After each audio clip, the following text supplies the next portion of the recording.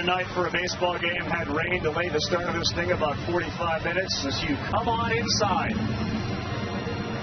Charles Schwab Field as we take a look at the Longhorns batting order. It's brought to you by Capital One. Fellas, you look at the top two, they're outstanding, but it's really been 3, 4, and 5 in the postseason who carry the load for them. Yeah, the top two get the headlines. 46 home runs combined between Robbins and Tenney, two of the best portal pickups in the country, and they have led this squad. But it's an offense that is clicking on all cylinders, 11.6 runs per game in the postseason. They're going to face big right-hander tonight, Joey Volchko, the transfer from Stanford, on to start this series for Georgia. It's a power combo, mid-90s fastball and a slider that'll sit about 90 miles an hour. It's essentially what he throws. You could see a slow curveball to try to slow things up. Occasionally a changeup to left-handed hitter. But he's going to lean on fastball. He's going to lean on slider. It's very glove side, so away to the right-handed hitters pretty consistently for Volchko. Super Regional Game 2. Aiden Robbins led off with a homer. Carson Tenney followed with a homer. And that victory over Oregon is what got them here. Robbins will step in against Volchko, who stands 6'4", 218, a 20-year-old out there on the mound. And again, the wind blowing straight out to center.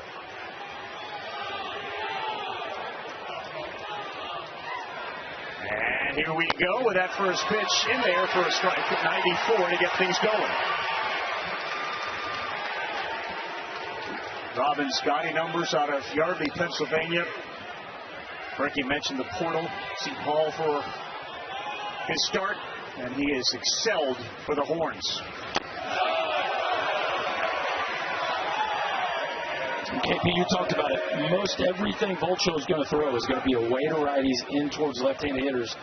Nice day to be a right-handed hitter with a pitcher that wants to throw the ball away. The wind is helping out towards right center field. He's got 24 homers to lead the team, and he takes another one that's way outside. It's 2 balls and 1 strike. We see this from this Texas offense. They are going to force Volchko to throw strikes. It is consistently one of the most patient offenses in the country. Yeah, over 4.1 pitches per plate appearance, second in the country, and a trademark of a Schlossnagel team. 3-1. Not a huge surprise when you talk with Wes Johnson.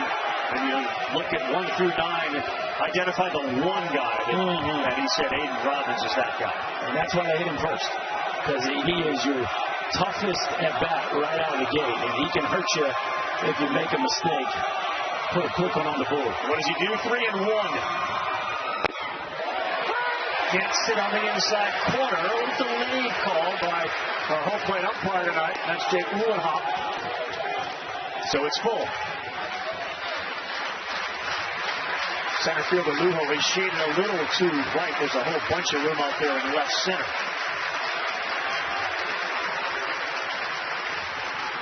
Hey, got him. What a job there by Volchko after falling behind. 3-1. Well, that last pitch is a fastball. And we just saw it at 96. The combination of that and the slider, we've seen it both already. Slider will sit between 87 and 90 miles an hour. Both movements away from the right-handers. Little velo difference. Slider has some more depth. But when he gets to 2 strikes, and this time it was 3-2, he's comfortable going to either one. Movement on that fastball at 96. Too much for Robbins to lay off. This is Carson Tenney, the catcher. That's on the corner for a strike. He's a Notre Dame transfer. And he is another big dude. In the year of the catcher, 6'3", 220. We talk a lot about Daniel Jackson. Carson Tenney will raise his hand and remind everybody, I can do a lot of things really well. Oklahoma catcher taking a chance. Raised his hand today, didn't he? Yeah, on one leg. Yeah. What a performance by him in game 1 today.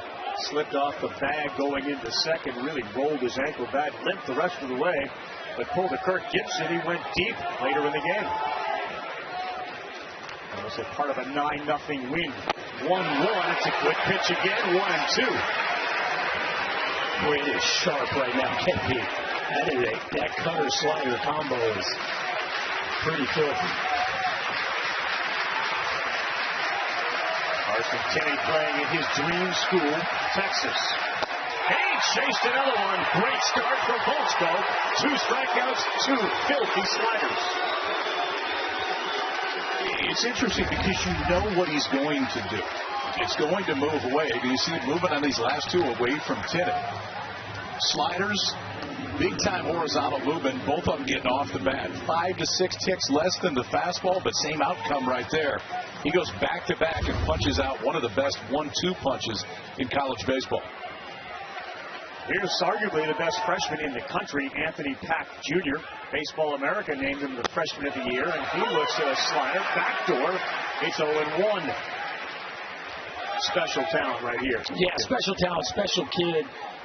The thought of a freshman coming into a program as famous as the Texas Longhorns and just owning a spot in the middle of the lineup are awfully impressive. We'll let him break out. Just saw the curveball. He doesn't throw it that much, but it's a big shape difference, big velo difference. Dropped it in there to get ahead of Pack here.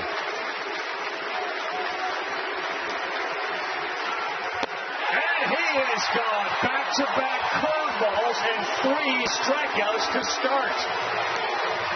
So we're going to do that too. We're going to do that too.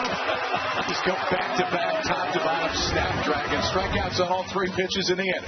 96-mile-an-hour fastball to start. A slider second. Then back-to-back breaking balls to get the freshman of the year Pack. Georgia offense coming up. I should say the Bulldogs batting order. It is presented to you by Capital One, and it starts with Trey Phelps. He, of course, made some news by getting suspended for a game in the Supers, and he will lead things off, followed by the guy we've talked a lot about, DJ Daniel Jackson. Yeah, he leads the country in drip, and he also leads the SEC in hit by pitches. Might set a national record. A fascinating player who gets the party started for the Bulldogs. We talked to Lannis off the top, and they will face the left-hander that's been so consistent all year. Has pushed into this ace role for Texas, and he fits just right. Curveball heavy, 3 pitches, 2 different fastballs off of it. 16 strikeouts with a curveball in the postseason, more than anybody else. Yeah, and going quickly, and so was Phelps, who jumped on that first one and fouled it away. Atlantis, the other key to his success, KP, is the fact that he releases it from such a point that's almost some location you can't emulate. He's so tall, and he throws directly over the top. That one missed away. He's a 6'6" left-hander with a release point over 7 feet. Don't see that very often, you don't. Gentlemen.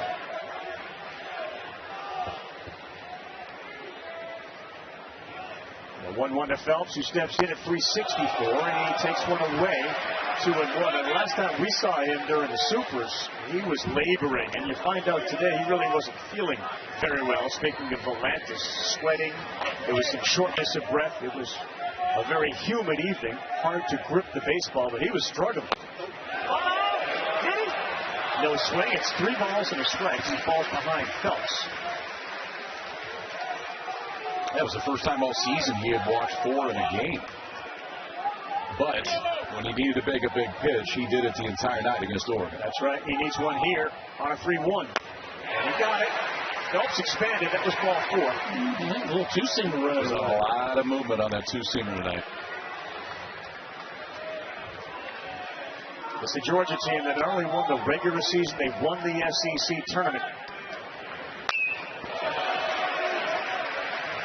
He's staying away from Phelps, but again, it is a hitter-friendly night tonight to the right side of the park.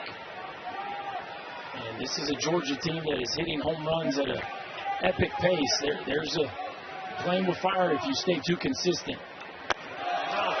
Ooh. Walk. Yeah, it did. I don't think Tenney caught that one great there, boys.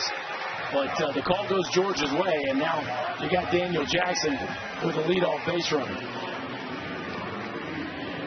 So he's been making a lot of speeches and collecting a lot of hardware. The Dick Hauser Trophy winner, the Buster Posey Award. He's a finalist and likely winner of the Golden Spikes. That will be announced on June 29th. He steps in, ready to go, and he goes any direction. He got sorted there on a tight slider, and it's 0-1. You could be a fan in right field, you could be a fan in center field, you could be a fan in left field and be equally likely to catch a home run ball from Daniel Jackson. Phelps leads with 8 steals, and that one misses. It's 1 ball and a strike.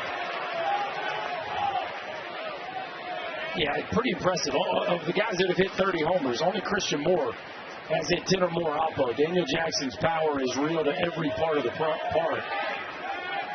1-1. And this ball is lifted high. It is not deep. And Robbins on the track is there to make the play. You breathe a sigh of relief if you're Valdez and the Longhorns. You get through Jackson. We'll talk about the curveball, and it is one of the best in the entire country. It's going to show you 2 different fastballs. 4-seamers up, 2-seamers down. We've already seen that so far today. The cutter that he started Jackson off right there, but the best is that curveball. And the combination and the difference in what it gets to home plate looking like is what makes Valdez so tough to hit. The 3-hole hitter is Ryan Lugo. He's the center fielder. Good speed there, and another double-digit guy. I mean, you think about it, they get 174 homers. They get 71 more homers this year than Texas does. 67 more than the next closest team here. Yeah. And 3rd all-time. I mean, this is an all-time great power offense that Georgia boasts.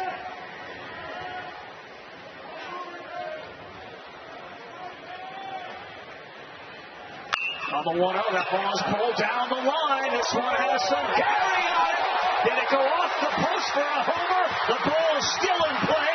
Phelps is coming around to score. And into 3rd goes Lugo with a triple, unless it didn't ring off that pole for a homer.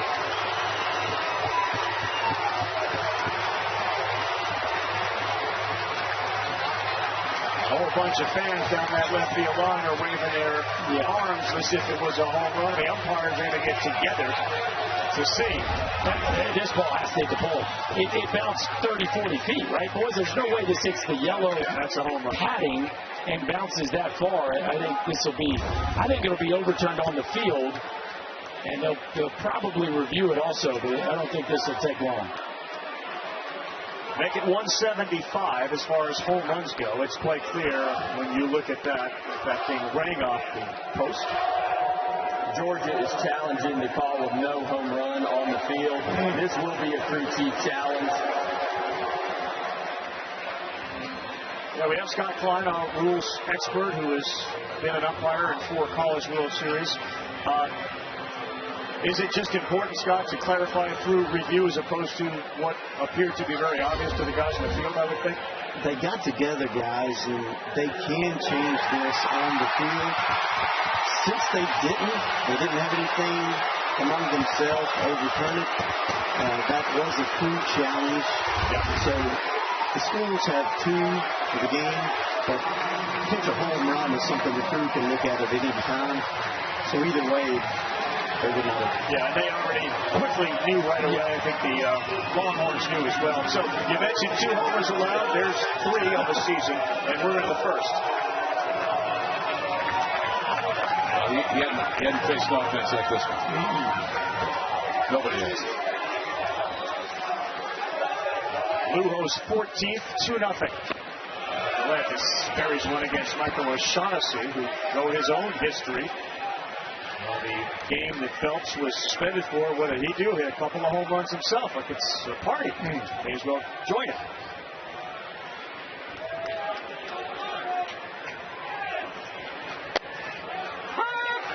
Oh, and 2.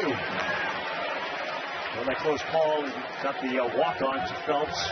It's another run. That's right. No, that's a 50-50 ball. Early goes Georgia's way. That adds another one to the tally. And again, Georgia just so explosive. That's going to be a strikeout. Jimmy will high. Oh my goodness, a terrible mistake. He threw it over the first baseman Larson's head on a 3rd strike, and that's going to allow O'Shaughnessy to be at first. Boys, we saw this last week in Austin.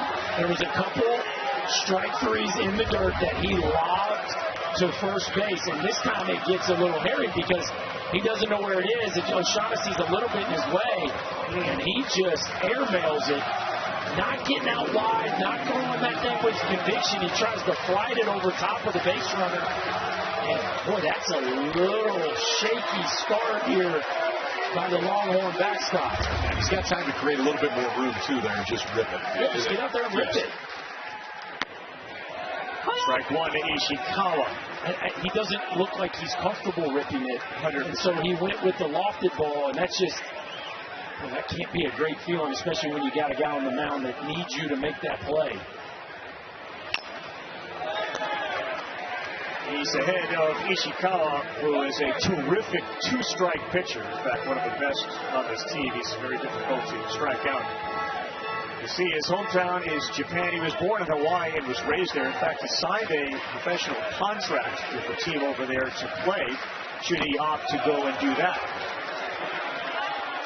Georgia's not a team that runs a lot, but I don't know, would you take anything from Tinney's throws? No, Tinney, he throws to the bases on steals with plenty of conviction.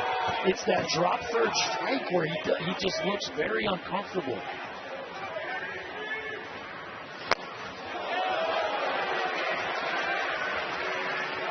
Now, that doesn't mean Georgia won't try to take a base. I'm just saying he hasn't shown us any problems throwing the ball to the bags on stolen base attempts. The Lujo homer traveled 352 feet at 103 miles an hour off the bat. 2-2, Ishikawa.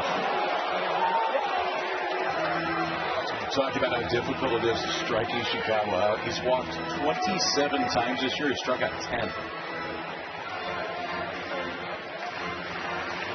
You just don't see that anywhere ever anymore. 2-2, 2-0's the score. And again, he spoils one. Almost looked like he was going to get him on the kneecap. Well, it's a little bit of a double-edged sword with Ishikawa because while he does spoil pitches at an incredible rate, you can get him to chase. The bat-to-ball skill will sometimes lead him to thinking he can put anything in play. So if you're Volantis, you got to keep expanding that zone and make him prove that he'll take that breaking ball. Volantis on a 2-2. And that ball is a seeing eye single that's going to go underneath Larson and get into right field. That came off the bat at about 23 miles an hour, fellas, and found the hole. Mom and Dad loving that. And go back to the home run here by Rylan Lujo, a cutter that just kind of spins on the inner third. And Lujo, one of the most talented, maybe most underrated hitters here in this field, hits a rocket right off the foul pole. A no doubt double off the bat in the air long enough to put two on the board. And man, this mighty Bulldog lineup flexing early. 25 home runs in the postseason. Already won here at the College World Series. Hoping to take advantage of the error from Tinney as that one misses to Ryan Greenneck. Next home run would get him into double figures. Texas is reeling right now the way this game has started. Homer off a guy who doesn't give up any. And the 1-0 too far outside. Did he go? No, so it's 2-0. I want to go out there and slow him down a little bit right now. I think it would be a decent time to go out and just have a quick shot, whether it's Tinney that does that or Max Mueller, the pitching coach. O'Shaughnessy off second. Ishikawa off first. The next one will land.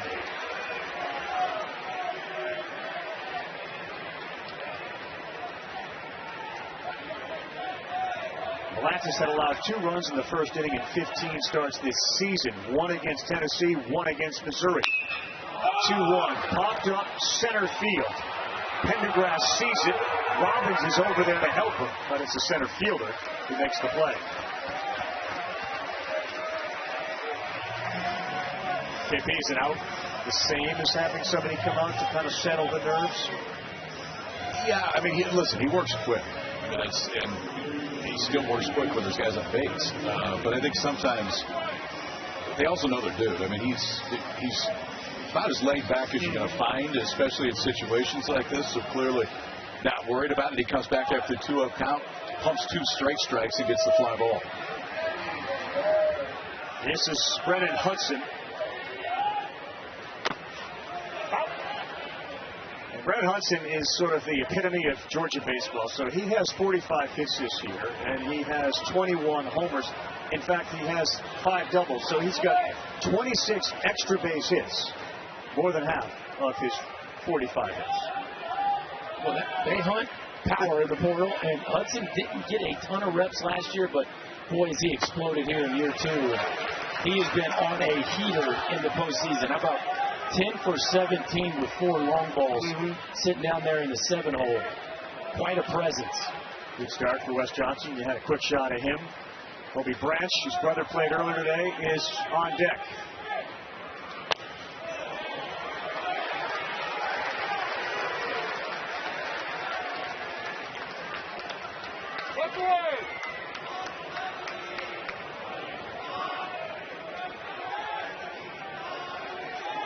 Next pitch will be the 30th of the inning, and Volantis drilled it. Wow, the bases are loaded. A walk, a hit batter, an error, a homer. And this one is teetering right now. That's about as bad as you can draw it up. That being said, it's 2 runs. And we saw him dodge traffic all last weekend in their super regional at home. But he's got his hands full here with one of the captains of this club, Kobe Branch. And another guy with 19 home runs. The shortstop batting just shy of 300. Shaughnessy, Ishikawa, and Hudson, the base runners. It's 0-1. They've done a good job, though they've fallen behind. They've done a good job battling and staying in the at-bat.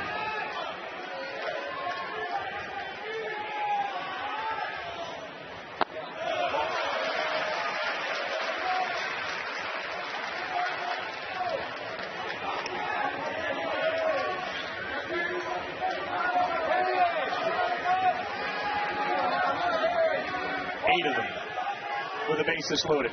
1-1. No. 1-2. It's 2 behemoths battling with each other, and a chance for one to deliver a big blow. And Kobe Branch can do anything behind 1-2. He chased it, got away from Tinney. They got trouble everywhere. He throws, that goes into right field. O'Shaughnessy is in, following him is Ishikawa. They get 2, and the nightmare continues for the Horns. It's 4-0. Was there a play for Tinney? Yes. To go home? Was Volantis there? Yeah, I think everything it started going pretty quick. I mean, you get the swing and miss and you want to get some way, but watch the base runner and who the base runner is. That's O'Shaughnessy.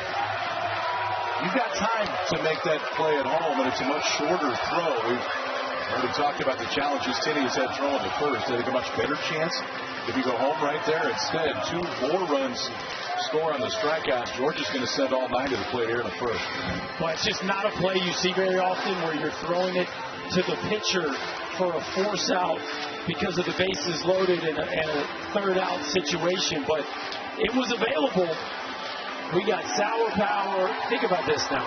They have now scored 3 runs, and 2 of their biggest plays have been strikeouts. Excuse me, 4 runs. Yeah. 2 of their biggest plays have been strikeouts. Volantis has given up 2 home runs coming into this game. He's given up 1 in this inning. Carson Tinney had made 2 errors the entire season. He has made 2 errors in the first inning already. Score that a strikeout, a wild pitch, and then an error on the catcher. The second, as KP just said, of the inning. He's breathing heavily again for a different reason than his last start against Oregon. So it's now 2nd and 3rd. Larson's okay, because that was a risky effort to make a catch. First one from Volantis misses. Right away, fellas. We're at 35 pitches in a 4-0 hole. And we're only in the first inning, bottom of the first. Ryan Black's the right fielder. Yeah, and when you think about the fact that Volchko looked lights out, again, just 1 inning, but the momentum swing of Volchko dominating the top of Texas's lineup, and then Texas really gift wrapping a few here in the home half is just a nightmare start.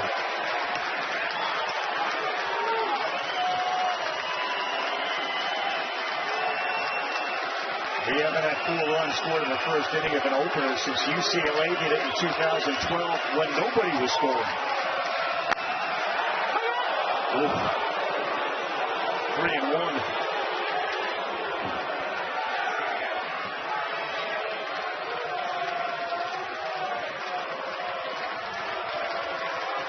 3-1.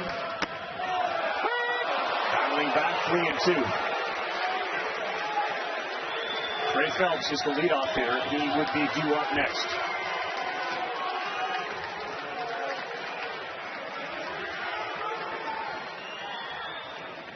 Oh boy, Atlantis has lost it again. He hit a second guy this inning to load him up.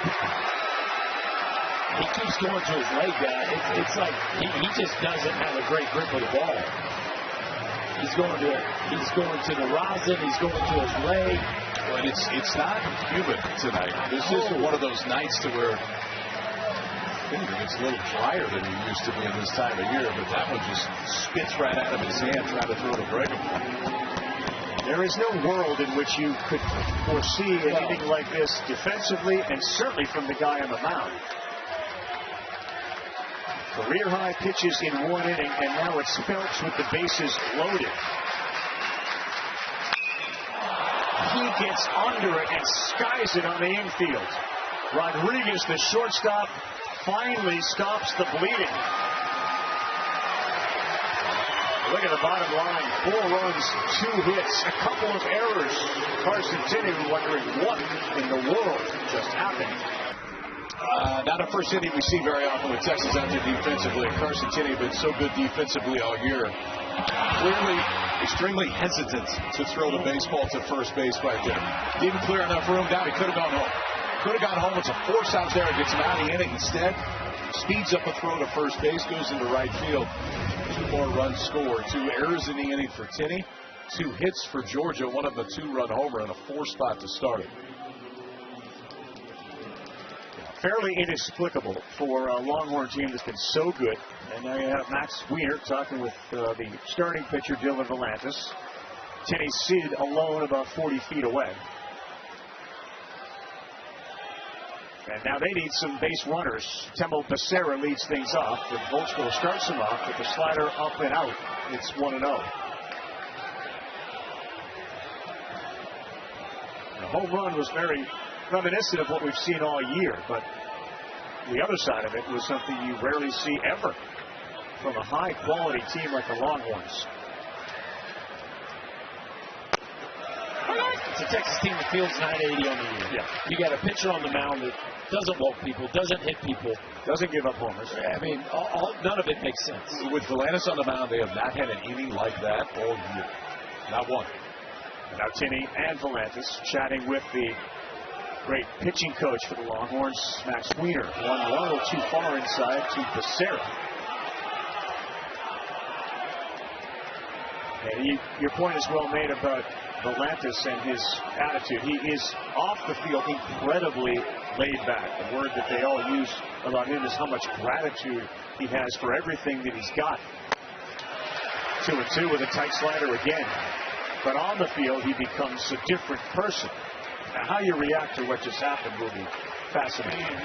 If you're Texas, if you had to pick one, that is the one you want to see how he reacts. But now it's a 4-0 hole. Volchko struck out the side in the first. And he's got another one to lead off the second. That's 4 up and 4 down. This fastball is fascinating, KP. It's cut sometimes it rides, but it always has cut spin. Watch the way this thing's spinning. That looks like it's going to go towards the outside part of the plate, and it rides up and in right above the barrel of Becerra. It still had negative horizontal. So even though it's on the arm side, it's fighting to come back over, and it's just a movement pattern that hitters don't see very often. And it's at 94. Adrian Rodriguez seemingly saw everything during the Supers last week when he was absolutely on fire. He's behind 0-1. In game 1, he had 5 RBI, and then he had the big double down the left field line that helped get Texas the victory. Volchko working ahead 0-1, now 1-1. So Volchko got into the portal, and one of the first calls he made was to Paul Skeens. Because, of course, Skeens pitched for Wes Johnson at LSU when he was the pitching coach there. And Georgia and LSU were on the list of places that were after Volchko. Skeens didn't really steer him in a direction. Volchko said, I think he would have liked it if I went to LSU, but he said, you got to do what's right for you. And he ended up following Johnson and coming to Georgia. And it's worked out well. As he tries to pull a Skeens and go 5 for 5 with batters faced and punch-outs.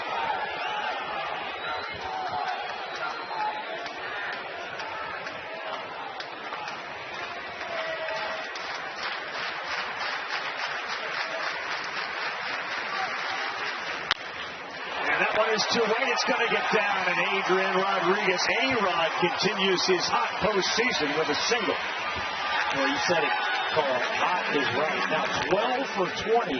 Hitting a cool 600 in the postseason, and he was the star of stars last weekend in their super regional victory. Gets a slider down and in. And the back knee almost gets to the ground here as he gets below this breaking ball. Look at his chest get down, his back knee get down. He gets below that breaking ball. That's a pitch that almost everybody rolls over to the second baseman, but he lofts it into right field for a one-out knock. And now Ethan Mendoza. It's a very aggressive Longhorn base running team, and it's 0-1. 111 stolen bases. 40 more than Georgia. There are the numbers that Berkey was talking about, that 600 average. 9 runs batted in. Mendoza, kid who grew up in Bedford, Texas, dreaming of playing for Texas. Finally got a chance after the Longhorns didn't come calling initially, but Texas A&M did. And of course, the head man at A&M then was Jim Schlossnagle. And he said, appreciate that, but no thank you. I can't do that. I will play for Texas, not A&M. He's going. And he still got base on the pitcher. What a read there by Rodriguez, who steals his 14th. When you talk about Texas, you talk about the pitching, you talk about the power. Not a lot of people realize they have 110 stolen bases on. Watch this momentum. Shuffle. It's almost like stealing third. Shuffle, shuffle, go. And that is a tell they have on Volchko right there. You can tell Rodriguez was hunting something. Oh, boy. We just had a violation on Mendoza, and he's called out. Home plate umpire pointed to his wrist, Jake Uhlenhop, and that is strikeout number 5 for Volchko, who didn't have to throw one. Got to be set in the box when that pitch clock is at 8. And this one was honestly the second. Wow, that's the right call. Schloss didn't even think about arguing that. No. Yeah. Scott Klein, you have a thought on that? Nope, he nailed it, guys. Got to be eyes up alert with 8 seconds. You got it, Kyle. 5 strikeouts. This is Larson. Back up the middle, and boy, I'm not sure he even saw it go in the glove, but Volchko was there to snare it. He had a couple of security blankets behind him in Branch and Wynn. But that's the way it's gone so far for Volchko and the Dogs. Look at 2 innings right there. 5 punch-outs and do this. No, actually looking at you right there. Flipping over first 2 scoreless for Joey Volchko to start. Now, Rhino alert. Daniel Jackson is coming to the plate one more time. He's been elite through the entire season. And there have been very few that have ever gone 25-25. He was the first catcher, 6th player in the history of the NCAA to go 25 steals and 25 homers in a season. He has since added to those totals. Galantis really needs a quick inning here, and he buries that first one. It's 1-0. Well, the Triple Crown piece is incredible as well. Only the 3rd player ever. Palmero, Rooker, those are 2 decent names. Yep. And he's essentially got it locked up. It will technically last throughout the College World Series. His teammate, Rylan Luo, is the one that's closest to him. The Bulldogs have the top 3 hitters in the SEC, and they hit 1, 2, and 3 in the order. We're not kidding when we say historic season. It is one of the best college baseball has ever seen. 1-1 from the lanky lefty. Up the middle, gloved over there by Rodriguez. Oh, what a play! Have a game to start for Rodriguez with a hit and now a whip gem at short. Boy, A-Rod has really burst onto the scene this postseason. Fully healthy now and playing like a star. The range to get to this ball, but then you got to have the arm strength to finish it off. We know DJ can run. Watch how quickly he gets to his feet. You can't worry about the grip. And then rip it over there accurately. Nice job by Larson to finish it off. And boys, that is a big first out for Dylan Belantis. His transfer from glove to hand to throw was impeccable as Luo steps in. And this one is lifted to shallow center field. Pack and Robbins are coming. Pack, the center fielder, makes the play. Pendergrass, I should say. KB? Carl, after that long first inning, Dylan Belantis went into the dugout, had a long conversation with pitching coach Max Wiener. And honestly, Max Wiener listening to him the majority of the time. They discussed the mechanics involving his right leg. But for Dylan, there was no outward frustration. The two of them remained incredibly positive. And then Carson Tinney came and had a long conversation with Max Wiener as well. Yeah, KP, you mentioned the right leg. Maybe there's something you could show us what it was you were referring to, if he's still doing it. You got two quick outs here, and that first pitch to O'Shaughnessy misses.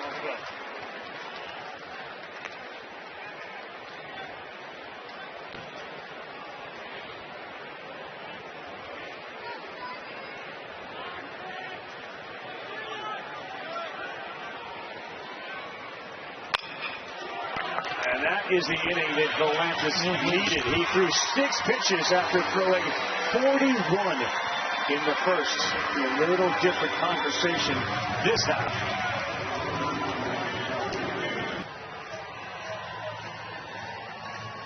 Yeah, we love positive vibes. So much love, so much positivity. You're back. Good. Yep. Breathe. You speak to every pitcher about that guy, Max Wiener, who was once with the Seattle Mariners organization, widely regarded as one of the best in the business right now. But it really is emphasized the positivity that he brings to every interaction. And I think you just saw that right there. Casey Borba will lead things off for the Longhorns. He's the 8-hole hitter. And one more time, Volchko continues to get ahead with strike 1. Darian Pendergrass, the center fielder, is on deck. Over an 8-hole hitter with 18 home runs on the season. Some power in the 8-hole tonight, don't we? Between Branch and Borba? Yeah. It didn't feel real good for DJ. Well, Rhinos have pain too.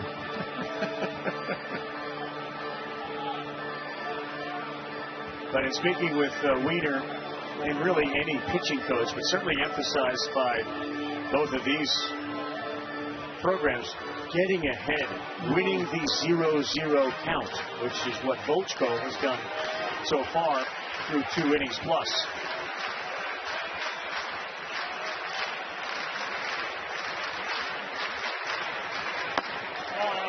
That's a good take. Saw where Jackson was set up and he hit the glove, but he was off the plate. That's the one you're going to have to take. That's the one he wants you to swing at him, too.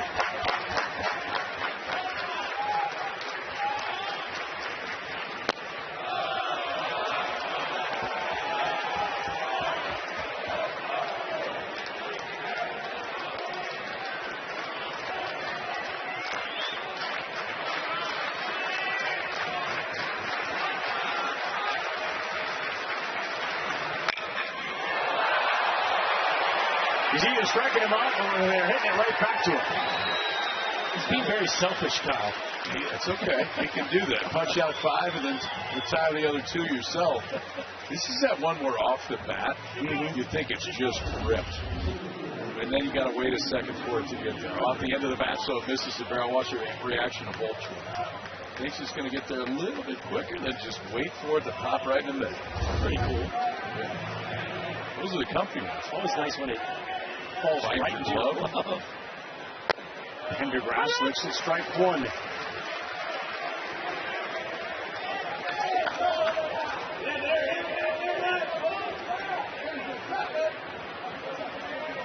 Eight of 9 first pitch strikes. You just have to win that battle against Texas because you know they're going to be patient. You know they're going to wait you out. Their entire goal is to drive up your pitch count and get deep into at-bats. And so when you win strike one, you got a real chance.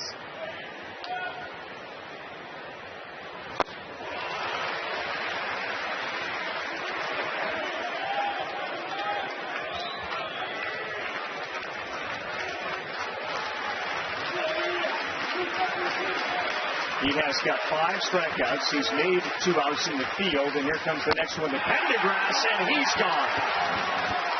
Volchko, 6 strikeouts, 2 down in the third. He's spinning the baseball a little bit right now, Christopher. Each of these last 2 sliders, both of them with spin rates over 3,000. That last one about 3,050, and it's tight, it's late. And it has a little bit of depth to it, too, when he goes back to that slider. We've already seen this little curveball a couple times to get back. This time, right back to the slider.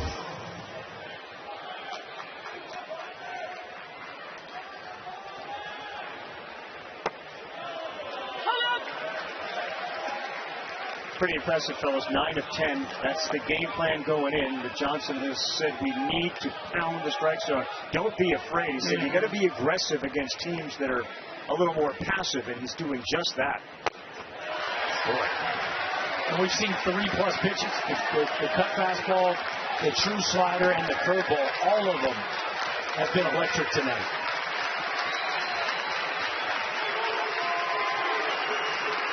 He expands with a slider, and this one is driven to the gap in right center. Going over there, Ryan Black is there to make the play.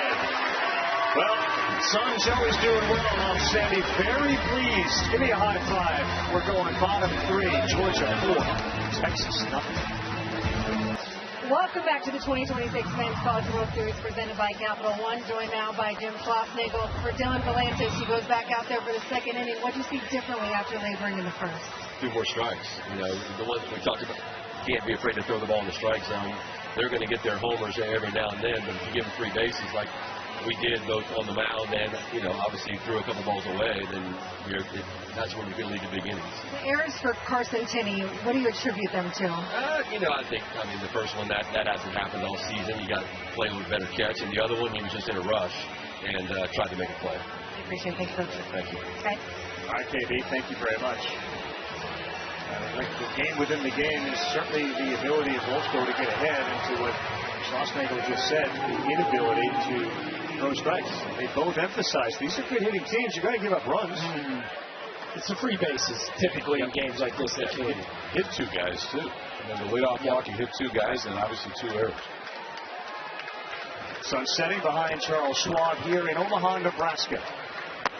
Ball.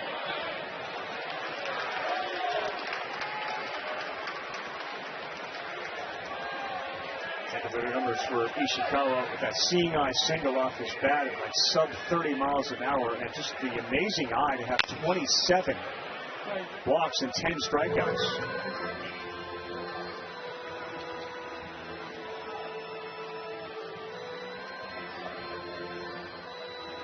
And very steady, and there's a real good chance, guys, he goes back to Japan with a professional contract to play baseball. This ball is lifted to right field. Robbins is at the track, and he stops to make the play. Ishikawa does have a couple of homers this year, but he comes up short and is 1 down. Yeah, there's a team in the Japanese Professional League that drafted him, so they hold his rights. Yep. So ultimately have the ability to negotiate with him. Cannot do so until, I believe, just after the draft. After the Major League draft. So you include the Major League draft, compare that to what the options were if he wanted to go back and play professionally in Japan. It appears as if financially it's going to be a pretty good option for him. Nice to have options. Nice to have options. Strike 1 from Volantis to Ryan Wynn, the second baseman. They're in the third. It was a wild first inning, if you didn't see it, in which Georgia got all their runs. He dropped down and went a little Chris Sale sidearm there, and he threw a strike. We did see that a couple of times during the Supers. First time today, showing you some sidearm action, big time crossfire. Look at that little hop through there. Very good athlete. You got to start playing water polo in California, did Volantis, a goalie in water polo. And boy, hit another one. The third hit batter of the night for Volantis.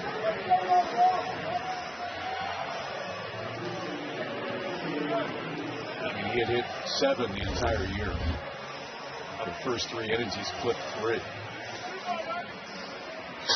Boy, hit him. Not get it by much. Glanced.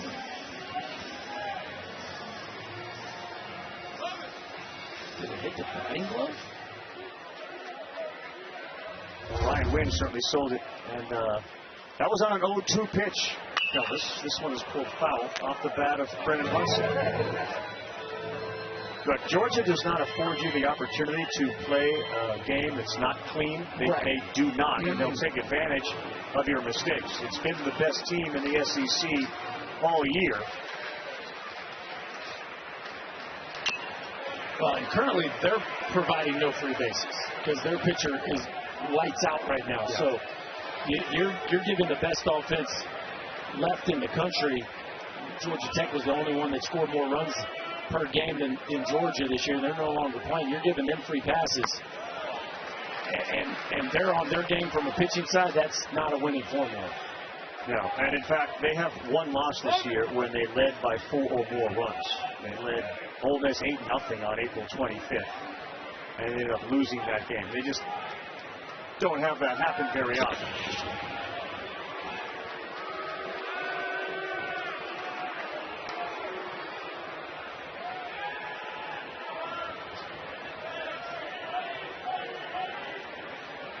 Tan with 2 innings for Volantis, 41 pitches first inning, 6 in the second. That's a good one. That's a strikeout. And believe it or not, for Dylan Volantis, that is just his second one of the night. Third, I should say, of the night. He got one and then the ball was thrown away. Latest news, insight, in-depth analysis from the 2026 College World Series. Visit NCAA.com. NCAA.com is your official online home for all NCAA championships.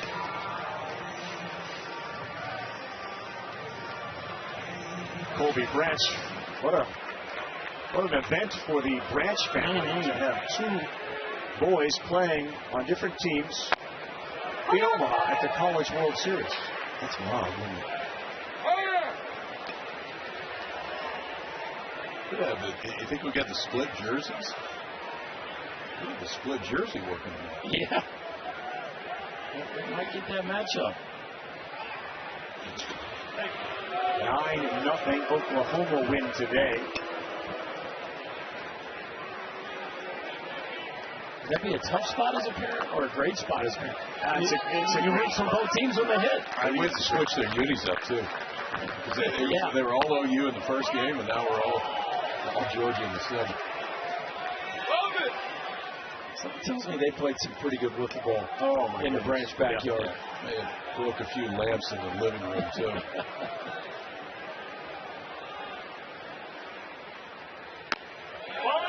It's not just the 2 of them. They have 2 younger boys as well. So bless those parents. They got 4 boys all together. And it worked out pretty well during regionals because OU played over at Georgia Tech.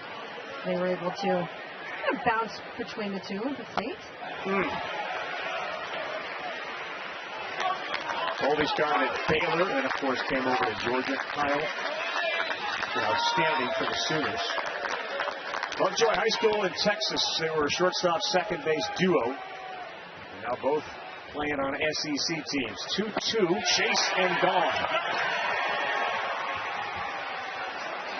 4 strikeouts in the game, and he is seemingly settled in spite of that hit by pitch. Carson Tinney, a little redemption plate appearance coming up when we come back. Hey boys, the NCAA Men's College World Series is presented by Capital One. What's in your wallets. Now, that guy was money today. Breaker was outstanding. This is the home run from Dayton LaChance, a 2-run shot. And again on one ankle, literally twisted it early in the game, hung around. They won 9-zip. Largest shutout in the College World Series since 2002 in an opener. As the old bridge is just another gorgeous scene tonight. Back in the ballpark hasn't been very pretty for Texas, but it has been for Volchko, who again starts him off with a strike. 10 of 11 hitters he's gone 0-1 on.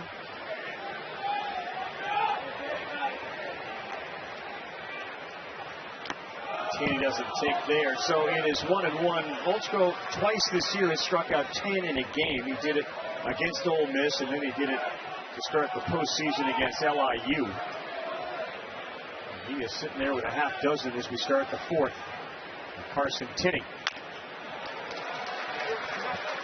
For the most part, the book against Volchko this year is to force him out of the zone, and he's done that. I mean, coming into the game, 45 walks and 86 in the third inning. He's walking about 5 for 9.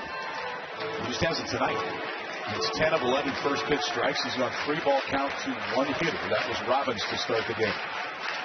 1-2, and he tried to drop a curveball in. Yeah, led the SEC in walks. I mean, this is a guy that, yes, it's plus stuff, it's power stuff, but he's been a bit of an enigma because you can see him strike out the side, and then it can get wobbly quickly. But we have not seen the bad side so far in this one. No, there's been no wobbly. There's been a lot of bat. Another slider, and that is strikeout number 7. Well, he struck out the side in the first. And now 7 to this point in the ball game. But really, it started with first pitch breaking balls that he's getting for called strikes. Gets ahead, then expands. So the slider off the plate, the cut fastball off the plate, and then this thing he dropped in there with back to strike him out. Went back-to-back slow curveballs to strike out back. Another slider right there just off the plate. He's now struck out Tinney twice. He's looked absolutely amazing. And again, Volchko, 20-year-old, this gets Anthony Pack Jr. Got him with a curveball his first time up, but another slider and another first pitch strike. It's as good as you can be to start this game.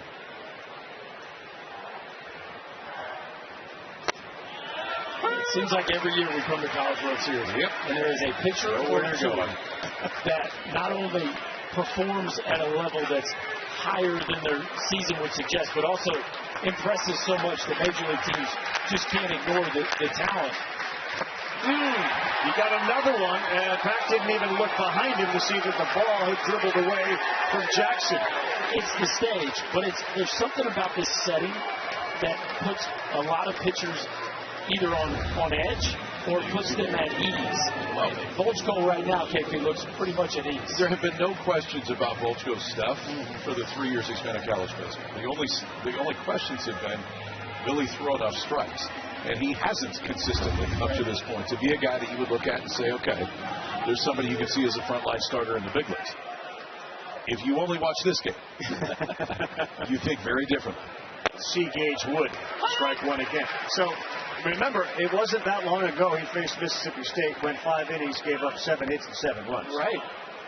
No, a week ago, as in not very long That's my ago. point.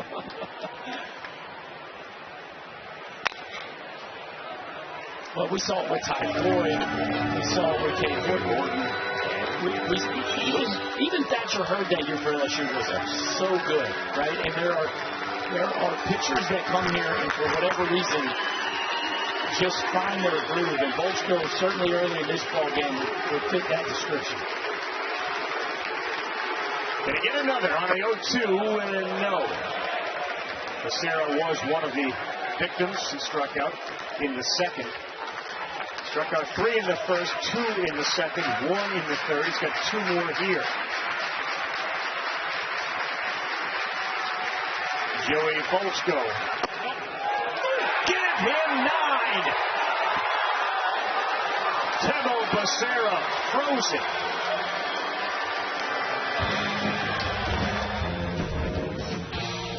All dogs. Sure. Sour, power, punch outs. It's all working right now. And on the other side, we'll talk to the man who's got to be feeling pretty good, Wes Johnson.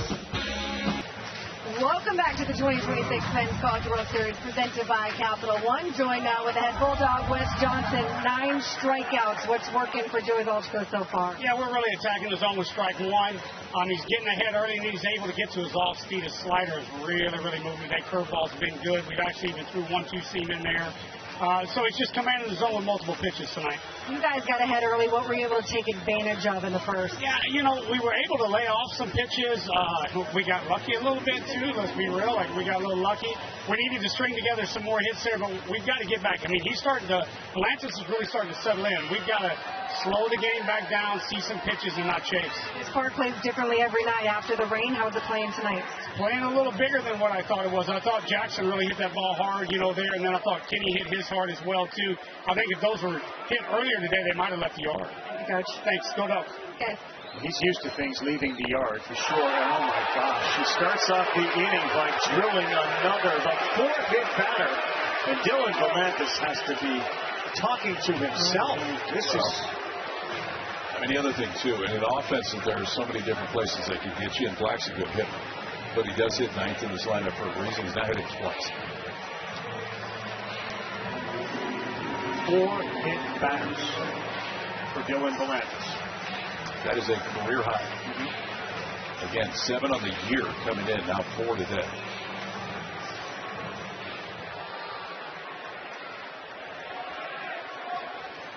Previous career high in a game was 2 against Auburn last year. And now you bring Trey Phelps up. He looks at strike 1 at 91. You will not see a radar gun exploding with 98, 99 mile an hour velocity. Other teams chase that. In Valantis' case, he's been so good without it. It's not something that's a priority for him. Slow one back to Valantis. He looks to second, off to go to first for the out. Nice pitch of changeup kick. We've seen a few good changeups in this ball game. And yes, the runner advances to second base, but just in a way, it looks like Valantis is more comfortable versus the righties. Yeah, and he doesn't throw that one much this year. I mean, he's thrown the changeup against righties 6 or 7% of the time, so it's not something he goes back to. There are these nights, though, so where you're looking for that one that maybe is a little bit different from the one that you generally go to. Stolen out right there.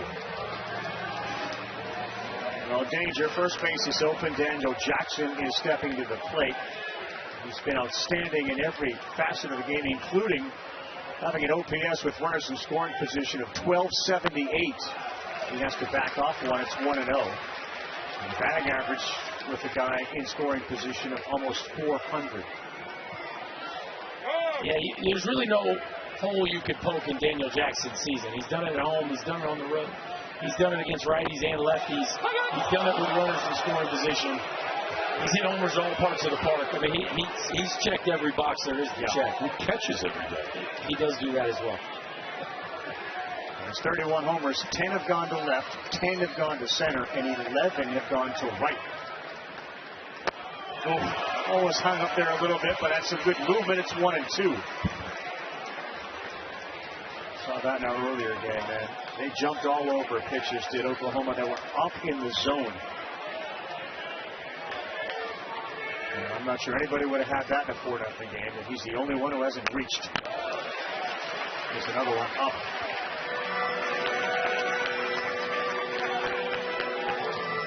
Yeah. Yes, fair. Understood.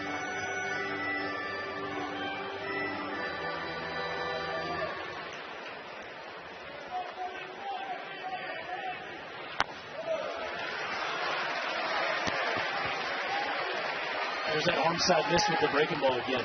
And again, 3 of the 4 hit-by pitches have been against left-handed hitters.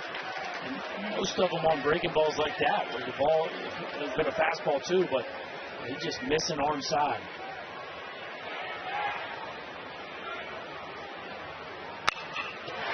On the line is short, caught there by Rodriguez, and he is not on base yet. Retired again. We get some MLB action your way tomorrow afternoon. Tune in to see the Cubs and the Giants in San Francisco, 3 Eastern time on ABC. You can also stream it on the ESPN app. Logan Webb, 3-4, 3.88 ERA. One of that guy's favorite pitchers to watch. He grew up watching Lincecum, Matt Cain. Now he watches Logan Webb. And Logan Webb may be watching Volchko tonight. You know who you missed on the Giants legends? How about Madison Bumgarner? And I got a little Bumgarner vibe from Cord Rager. Like I'm getting that kind of feel from just big old donkey standing up there ripping 97 with a. You want him on your side. I'll tell you that. No matter what you're doing, you want him on your side. Popped up. This one might be playable right to that long one. Now it's going back towards the field, and Larson couldn't come up with it. That thing hovered over the Texas dugout and then started moving back towards the field, and Larson overran it. He got caught peeking late, and you know we say it every year. There's so much foul territory here. Watch this peek late, and this one last look here. Next thing you know, that ball spins back like it always does. At that last glance, the ball spins back, and he's not under it. Larson's played the outfield most of his career. He knows how to track down a baseball, but I just think he got caught thinking about that dugout. When he took his eyes off, he lost it. You will not play at a college stadium in the country that has this much foul territory down the first and third base line. Yeah, but again, we've seen that in this ballpark cost teams another chance for Lugo with a runner out there at second base. We had a great angle for that. And I'm telling you, that thing probably moved 15 feet back towards the infield. But anybody that's ever played the corners knows that. Anytime the ball gets towards the edge of the park, it always fades back to you. The backspin on the baseball always brings it back to you. Larson's still learning first base. Lugo chases one. Tinney's got it. Let's see about the throw. Yeah, there's a little more authority as he fires it down to first base. 4-0. Texas looking for some offense. Volchko back on the mound, and did he get a swing there? No. So he does not get ahead 0-1. Fellas, he has thrown 38 of his now 53 pitches for strikes. That's about 73%. Well, what I like there, too, is that Adrian Rodriguez is ready to swing the bat. At some point, you can't keep taking strike one. He jumped on him again. This one is into center field. Somebody else on the team's got to talk to Adrian Rodriguez. He's got the 2 hits. I do think you'll see them more aggressive this inning. Like they have to have a conversation in the dugout. Guys, we keep taking the first pitch. We keep falling behind 0-1. This ain't working. I know what the book said. Yeah. We're going to tear out the first page in the book right now. We're going to move to chapter 2 and maybe try a little bit different approach. If Volchko hadn't struck out 9 to this point, we'd be talking a lot about what Adrian Rodriguez is doing in this postseason. That's another hit. He's 13 for 21.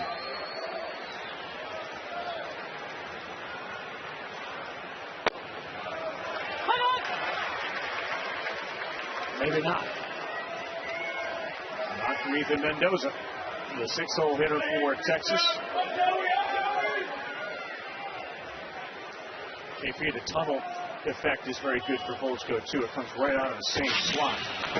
Almost you become prone to expect it to be a slider tonight.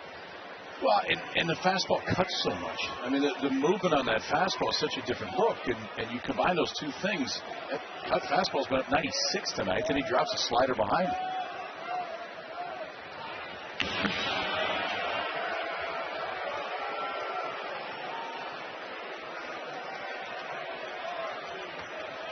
You saw the numbers for A-Rod. Adrian Rodriguez, 14 out of 18 on the season, stolen bases, including one earlier tonight. Come to Mendoza, and he fouls it off. And here you are again, 0-2. And it's just, Mendoza takes a nice cut fastball on the outer third of the plate. You foul off a slider, and this has been the formula all night long for Volchko to rack up the strikeout totals. Way to shade him up the middle a little bit. They will not go home, but they'll throw it away. And that's going to allow Rodriguez to get to second. He's looking up. He's going to third. And he will get there without a throw. And the first mistake by the Bulldogs. Paying a lot of attention to Adrian Rodriguez, and This is just a throw that, again, it cuts on him. That's what it does. And that ball cuts hard left. And you make an throwing error here, it's 2 bases almost every time. KP, one of the thoughts I was going to ask you when he's throwing over there, he's been so great focusing on the hitter. Why would you worry so much about a base runner when you're getting everybody out at the plate? And now you've given up a run. That pitch was up. Ethan Mendoza delivers a single to right. And the Longhorns are on the board. Climb the ladder, Mr. Mendoza. This is not an easy pitch to handle, and it's a ball. But I love the aggressiveness. 2 strikes. You got a runner on third base, and the infield back. Mendoza trying to put a ball in play, and boy, that's a nice piece of hitting right here to climb the ladder. You see that? I guess it's a breaking ball up and out of the zone, and look how far that bat actually works high to low. Watch, the follow through is higher than the contact point. That is a old school try to get on top of it swing and just a rocket into right.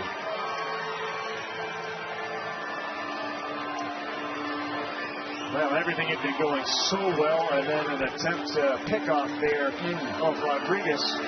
And a pitch that was up. You haven't seen many up there out of the zone, and Mendoza picks up his 48th RBI. You talk to spin, and even with that lower slot that Volchko has, when that slider has depth, he finishes over the top. Watch where this hand finishes this time. All the way around the outside, and it just gives it that side-to-side spin with not a lot of depth. But that spot, Mendoza can stay on. He has stolen 11 bases on the season at first. In the dirt, great job by Jackson to block that. Got his chest over it, stays right there.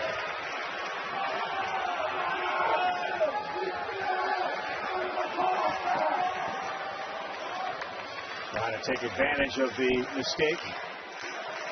It's the bottom third of the order. Casey Borba, home run hitter on deck. Nobody out. They got 1 run in. And Larson, double play ball right at Branch. He'll step, he'll throw, and it's an easy one for him.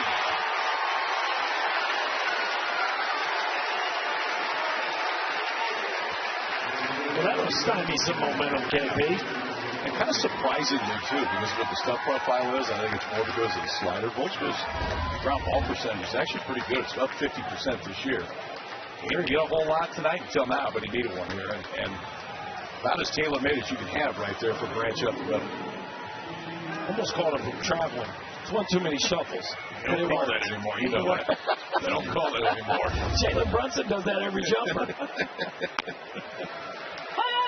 Robinjani gets away with it a little bit too, but that was a great view from our umpire, Randy Cooper. Get that camera on top of his hat out there, and a really good look at the middle of the diamond. So base is empty for Borba.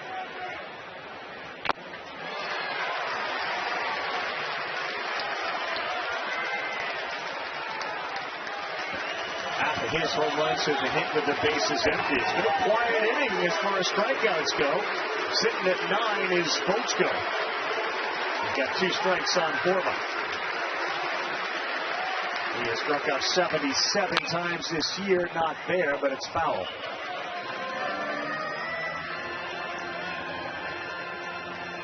Well, he clearly had a shot of adrenaline going through his body here the early part of this ballgame. The question is, will he be able to sustain that? Yeah, I mean, there was something special running through his veins here the first 50 pitches or so. Maybe not quite as electric here in the 5th.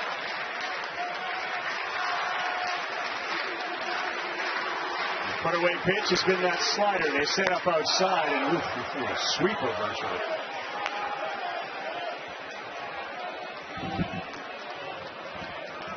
The major league average on spin rate is what, 2,400? Average breaking ball. 25, about 2,500. That was 3,200 right there. How's that possible?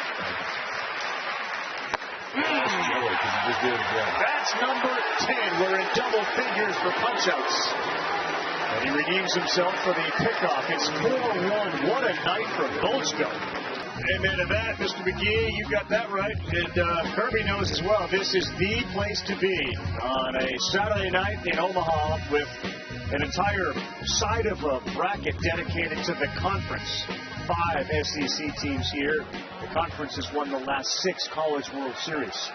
That man knows success on Saturday, and right now his Bulldogs are up 4-1.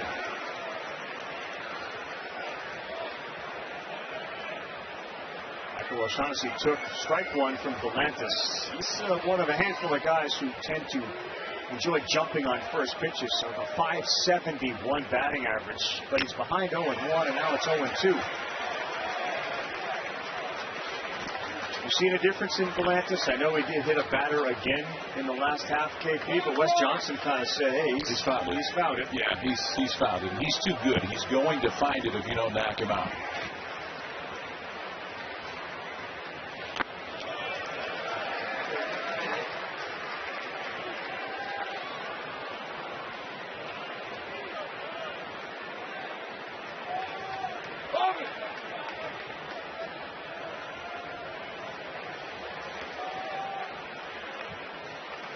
O'Shaughnessy, like most, was reveling in his replacement of Trey Phelps with 2 bombs to just sort of let everyone know, and as we discussed it with Wes Johnson. Oh, O'Shaughnessy's in the lineup. Okay?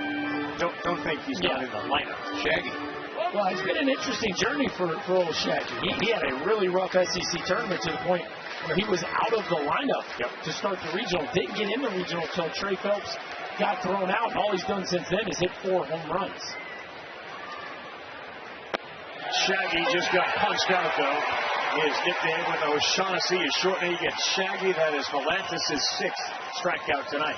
No, and this one hasn't been as good as we've seen it this year, but he is starting to find it more. That is a curveball that we talked about that makes Galantis so dangerous over the course of it.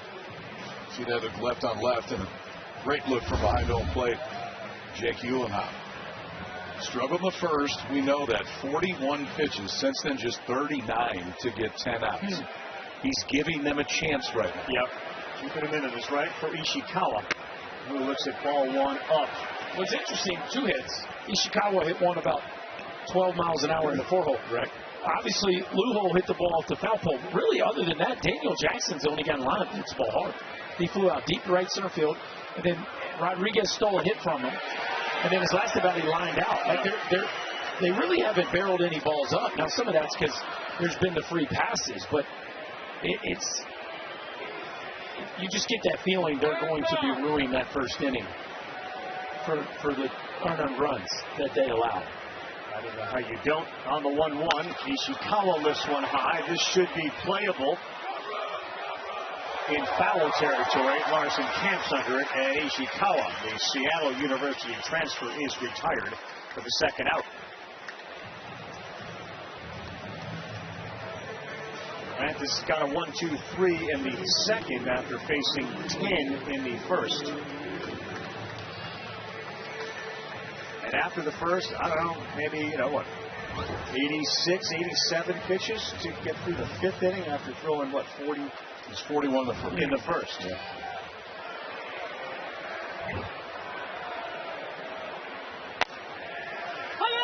He's getting ahead. Yeah, I mean, 41 in the 1st, and he's got a chance to give you 6 full. Yeah. That would be incredible. They have a chance to give him more than that. Yep. I agree with that.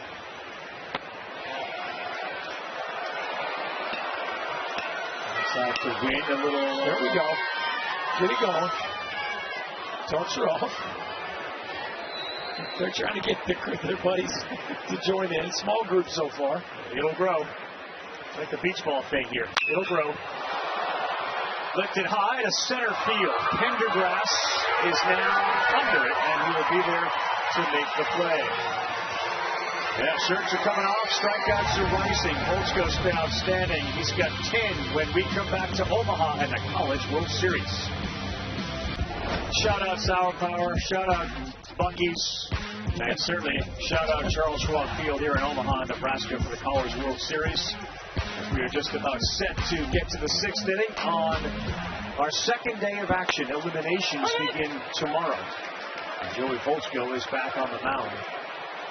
So there's a billion articles out there, and Berkey is famous for kind of diving into the weeds of statistical breakdowns, etc. There was this article on Medium, as our first beach ball comes in, written by Danny Barron, and it talked about, it gets into weeds about Volchko and his throwing and supination and pronation, and the idea that his arm angle doesn't allow him to really backspin the baseball. It's ultimately a cutter. And it's such an outlier oddity that the hitters just haven't seen. Yeah, and the way it moves, the profile with which it moves, and the slot with which it comes from, there's not a lot of barrels. And the way the ball spins tells the hitter it's going to do something, and the ball sometimes reacts in a different direction. And to that point, it doesn't have a lot of ride. I mean, we're talking about these guys going 95, 96 with the fastballs, really high ride fastballs. When he goes vertical break around 20. Right, so also his is like 8. In this article, it suggests it's 5 inches of lift and -2 of horizontal. Yeah. He's been living negative horizontal the whole game. For people, so what does that mean for people? Well, put it in simplest terms, it means it's moving glove size, so it's moving into a left-handed hitter. Pendergrass is not an easy one to first, so we'll just stand right here and we will have our first base up. Say easy. I got Kirby Smart here, but we don't need to run drills. But what it also does is it does something different than the vast majority of fastballs that hitters see. So you spend your whole life looking at fastballs that move in a fairly normal direction, and then this cat rolls out there tonight, and you're like, we haven't seen too many of these. You can dial up your whatever that machine is, that they can spin it all the different ways they want to. They'll set that machine for very many guys like this. Yeah, the trajectory doesn't have a ton of Volchkos, but the outlier piece is what's so interesting to program. Robbins at 2, Hopper fielded cleanly by Branch, and that's a big out. You get Robbins off the bases, and quickly 2 outs in the 6th inning for Volchko, who has thrown only 67 pitches. Well, and again, Texas now trying to be more aggressive, but the movement, again, not allowing these Texas hitters to square the ball up. So it's kind of darned if you do, darned if you don't right now. This really is, it's one of those. We talked about the guys earlier, whether it's Horton or Gage Wood last year. I named 4 or 5 guys that have come in here and literally have made 7 figures in the time that they are in Omaha. And this could be one of those outings for Volchko, because if you can believe that you can turn this into consistently throwing strikes, it works. Well, and again, think of the comfort this provides a team to see it on this stage. When you see somebody play at their best, perform at their highest, when the lights are the brightest, it should feel pretty comfortable, even if the track record isn't as consistent as you would like it. Right. It's an offense that has big leaders. Yes. Right, first 3 in the lineup. And arguably the hottest in the postseason coming into this event. Yeah, Timmy has struck out twice tonight. That one is over the head of Volchko, fielded by Whitten, who throws across, and they get him. It is looking very easy right now for Joey Volchko. That was 7 pitches to get through the 6th, fellas. That's a nice play right here by the Georgia second baseman. Under talked about part of his club is their defense, and he stays down on that one, finishes it off with a throw on the run. But the Bulldogs are looking awfully sharp tonight. Welcome back to the Men's College World Series, where it's always a party in downtown Omaha. Also a party in the Georgia dugout, because let me introduce you to what Sour Power actually is. They're treats from Buc-ee's, and this started on a road trip to Mississippi State. They stopped at Buc-ee's, they picked up a couple packages, and then they would eat one every time they score a run. And then it became such a big thing that they just got packs and packs and packs of Sour Power for when they were on the road. There is not a Buc-ee's close to Omaha, so they made sure to get enough. There's an entire backpack that they have that is the Sour Power backpack. Yeah. Scott Newman is in charge of it. They also now have branded gear. He's got, as Brookie would call it, drip. Drip has Sour Power on it and an entire bag in case we run out. Branded gear. We got kids with stickers, everything. It's worked so far. And now I have 2 pounds of Sour Power that I don't know what to do with. Now, there's a party downtown you just saw. I'm sure you could hand it out down there. You go find that Tarps Off crowd out in the left center, and they'll take care of that in no time.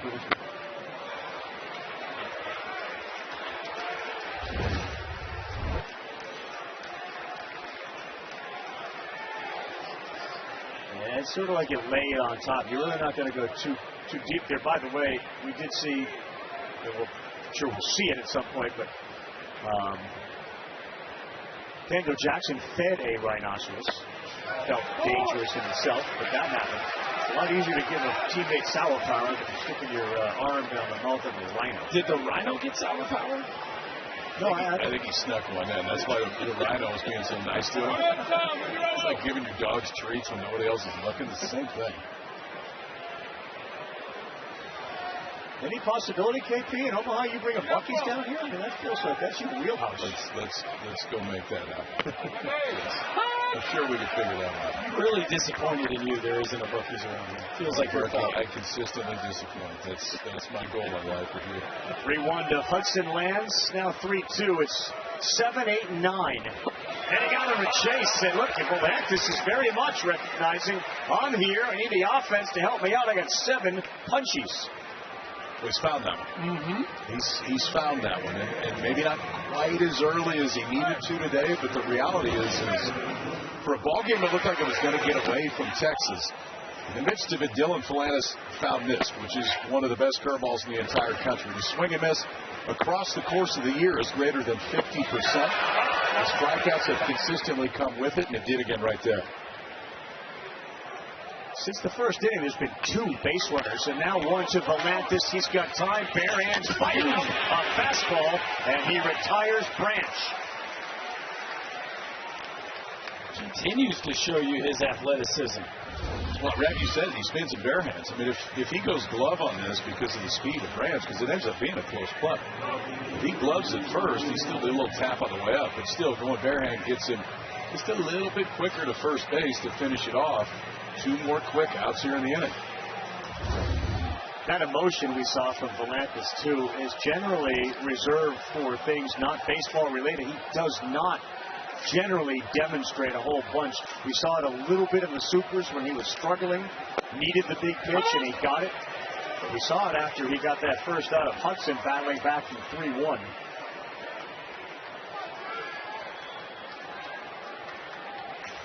Georgia bullpen, understandably, very quiet. 0-2. We don't have a lot going on in either bullpen. We got 2 stars out here that are fully engaged right now. Lantis has clearly found his groove. Right? You were talking about he might get you 7, KP. I mean, he's a pitch away from being through 6 under 100. I think you're right. He won a season high 110 last week against Oregon. Black is gone. Look at Volantis fired up as he picks up his 8th strikeout. And now he looks to his mates to help him here. It'll be the biggest and most successful part of the order. The 3, 4, 5 hitters have been outstanding. Gorgeous Saturday night, Omaha, Nebraska, the heartland, man, and there are thousands out watching large screens across downtown and many more thousands inside Charles Schwab Field for the 2026 Men's College World Series. 8 teams, and it is the greatest show on dirt. And so far, the greatest show has been provided by Joey Volchko. All he has done tonight is allow just a couple hits. There's only been 5 hits in this game. Texas has 3. Georgia's got 2. And it was the big first inning that gave him a 4-run lead. Instead of laying a punt down, trying to create a little offense, a swing and right back to him. The number of outs that he has been responsible for, both in the field and with the strikeouts, is staggering. Well, quick outs if he's not striking them out. Well, we knew they would change their approach and start to get more aggressive. The problem is it hasn't really helped. It's just led to quicker outs, and that's what you get when you get a guy with premium stuff flooding the zone with quality strikes. 2 ground balls back to him, 1 line drive back to him, and 10 strikeouts. He has been responsible for 13 outs on his own. Without any help from the fielders, who haven't really been required to do much. Ahead again. It's interesting, KP. He looks at Wes while Wes is calling the pitches. If he shakes, he shakes to the dugout. Pretty unique, isn't it? I guess that's where coming That's from. where it makes sense. He's just absolute paint balls right now from Volchko.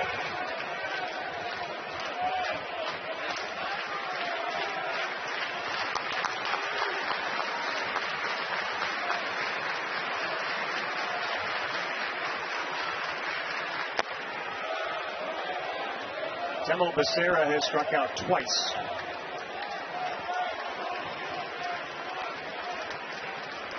In this game, Tinney, 2 strikeouts. Pack Jr., 2 strikeouts. Becerra, 2 strikeouts. And make it 3. 11 strikeouts in the game for Joey Volchko to match a career high. Kippy, he just dotted Daniel Jackson's right kneecap. Like, he is hitting the edge of that strike zone almost every time he lets that go, and you see the bottom edge of the strike zone away to a right-handed hitter. He has just had that thing on cruise control, and Jackson just sits and waits for it. Just sits and waits for it to come all the way in. Beautiful.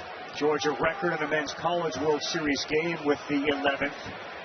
Here's the one guy that has touched him twice. He's responsible for the hits. So Volchko's longest outing this year was 6 2/3 through 102 pitches. He's now got 6 2/3, and it took him 75 pitches to get through it tonight.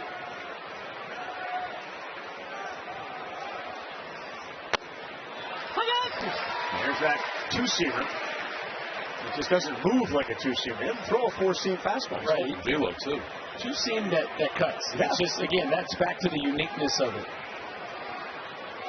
What a performance we're witnessing from 20-year-old Joey Volchko. Backing up, Branch will fire a little high, and he held the bag. Nice job by Brennan Hudson. Boy, the roll continues for Volchko, and top of the order is coming up. Atlantis will crest 100 pitches this inning, and he gets the top of the order. Phelps, who looks at strike 1. Georgia's made some changes defensively, which will affect their batting order as well, especially at the 9th spot where Scott Newman has gone into play center and will bat. On the ground of the third baseman, off the glove of Borba, took a hop, and the throw is way late. That's going to be an error on Casey Borba for a team that has made now 42 on the season. Again, field 980 coming into the ballgame now. 3 errors in this one, and this is a pretty routine play. Hit semi-sharply off the bat of Trey Phelps, and Borba just kind of gets caught in between. Is he going to two-hand it? Is he going to one-hand it? The ball maybe kicks a little to the right, but just an awkward catch right there by Borba. Tips off his glove, and Georgia has a leadoff runner. Yeah, the third error tonight has not been a clean game. Atlantis throws one high to ball 1. That's pretty good. Just looked like late he second-guessed himself on how he wanted to catch that ball. Daniel Jackson has been quiet tonight. That one gets away from Tinney. In the scoring position goes Phelps. Quiet, but he's actually hit the ball hard relative to the rest of the lineup 3 times. It is 7 free 90s tonight. 7 free 90s against the best offense in the country. And you're still a ball game. That's a crazy thing. Charge Atlantis with another wild pitch. 2-0 on the ground, and Rodriguez going to third, and safe is Phelps. He got his hand in there. Borba's looking perhaps to appeal it.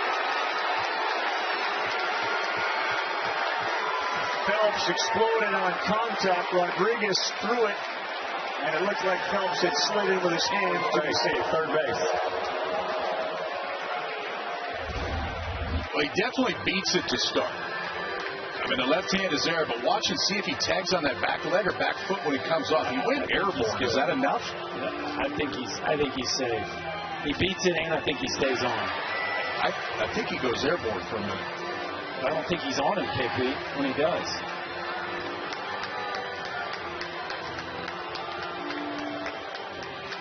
I'm sure Phelps went hard into that base, didn't he? right. Boy, that's close. He may have got the right leg just almost by accident with that glove on it. Watch him. He hits that base so hard, he just pops up Right there. Right there. No. Right? Is the glove on him? We can't see it from that look. Scott, you got a view of that? It's going to be tough, guys, to change this one. I do see him coming to the air, but yeah, Berkey, is the glove on him? It's tough. That last angle certainly doesn't show us whether the glove's on him. But I think it does show you they came off the bat. For sure. He came off the bat. Came off the bat. It's just Adrian Rodriguez, the chance to throw that ball to third. Typically, when the ball's behind the runner, you go to first.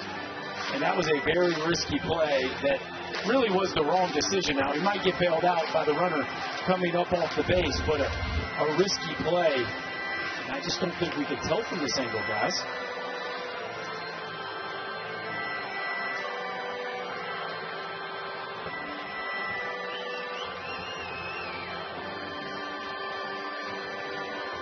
Here's the angle.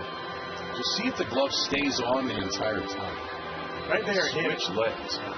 It was on the right leg when he may have popped up, but this is to Scott Klein, our rules analyst's point. Is there going to be enough to overturn it?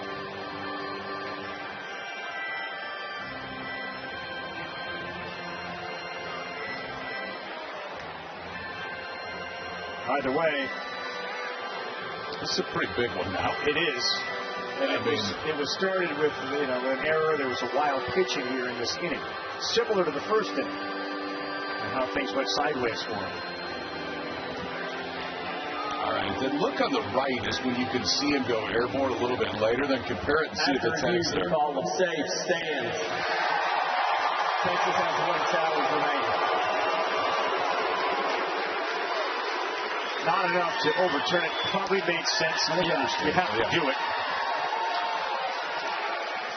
But now you find yourself in a first and third situation. And Jim Schlossnagel coming out.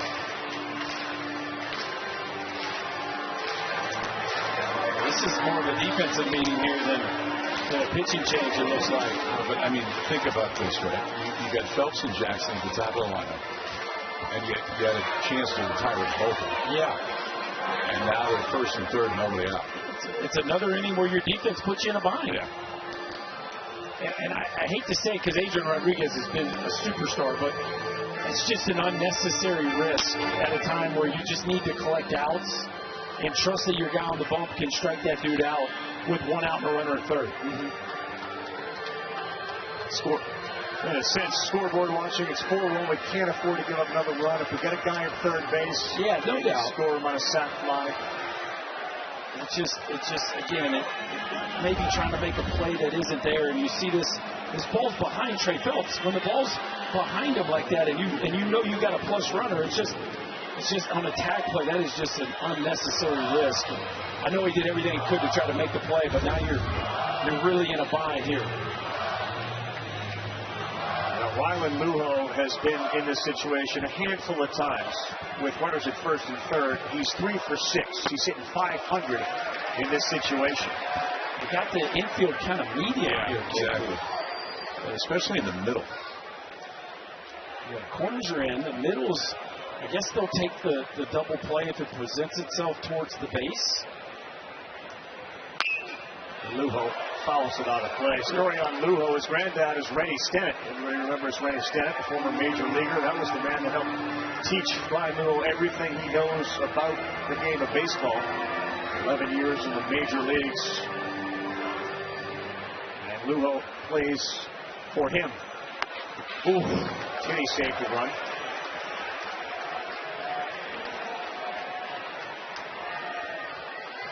It'll be interesting here to see how the Texas, if they get an opportunity, how they play it. If something's hard at them, do they go ahead and take the 2, or are they trying to? I mean, you're down 3. Well, Lujo pulls one down the line. That's trouble. That's off the wall. That easily scores Phelps. Jackson to third, breaks the run. He does it again in a big spot.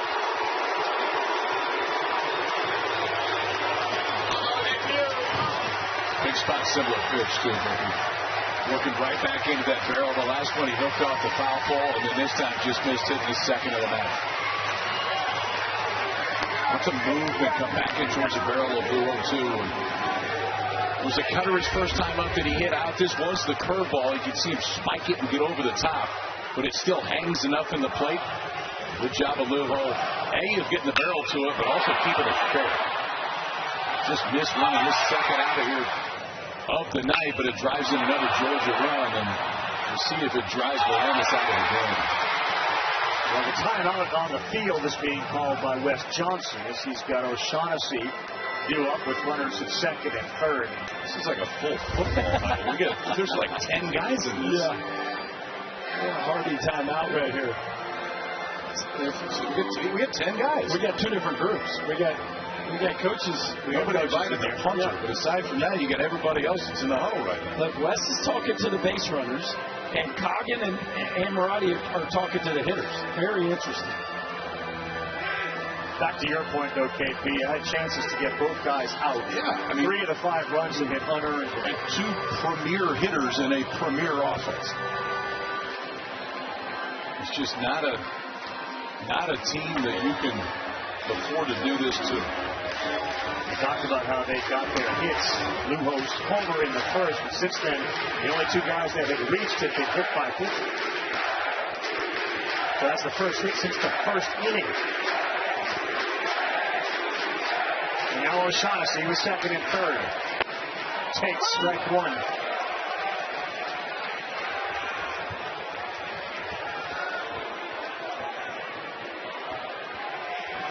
You like the huddle? Yeah, he was held in the huddle. Yes.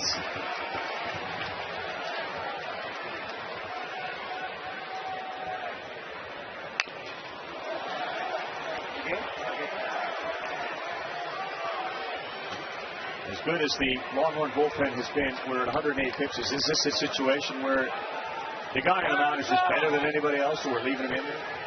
For Volchko or Bolaños? For Bolaños. That's what we're talking about next inning. Yes, that's exactly what it is. You got a freshman up and running, and that's part of it too. Is the trust factor here, swinging miss left on left.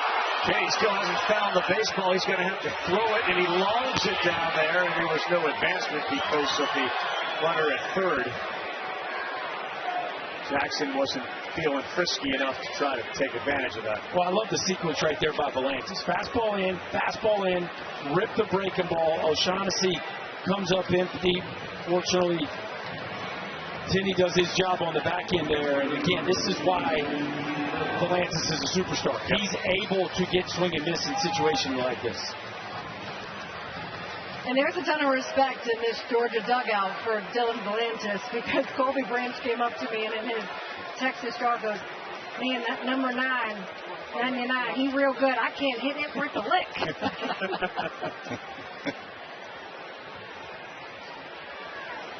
This guy can't hit most. It's Ishikawa, and dangerous with 2 off. He swings and fouls 1 off there.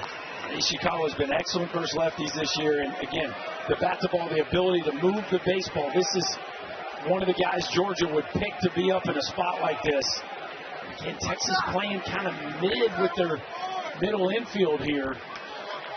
You gotta like Ishikawa's chances to get a run in. And a hard chopper, and you gotta love his chances. A 385 hitter against lefties. He plays 2. It is 7-1 Bulldogs.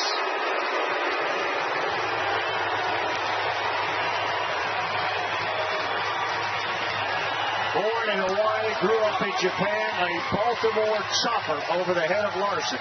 Well, you give him enough opportunities at some point. At some point, the dam is going to break. And Bolaños pitched his guts out tonight. But again, another thing that just doesn't go his way. A ball that hits right in front of home plate that just sails into right field. And that kind of sums up the night for Texas, KP. Just a play that doesn't go their way. Yeah. The whole inning does. I mean, you get an error to start, you get a fielder's choice that would have got another out, and then ultimately a chopper over the first baseman's head. So 4 in the first, now 3 in the 7th for this Georgia offense, with Mr. Volchko still looking pretty good on the bump. Really good. All right, the night is over for Dylan Bolaños, who gave everything he had after that disastrous first inning, part of which he was responsible for, but certainly not fully. Look at that one.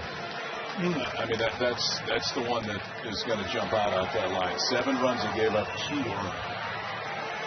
The big freshman right-hander here, Brett Crossland on. Straight over the top, primarily fastball cutter, fastball mid to sometimes upper 90s for Crossland. He gets wind, he's got 1 out. He chased that cheddar up there at 95 to foul it back.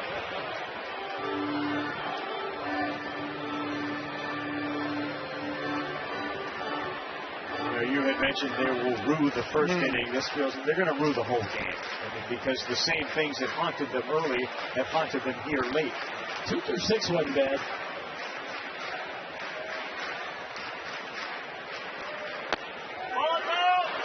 It really is remarkable that Lugo hit 2 rockets, right? But other than the 3 passes, Volantis was excellent.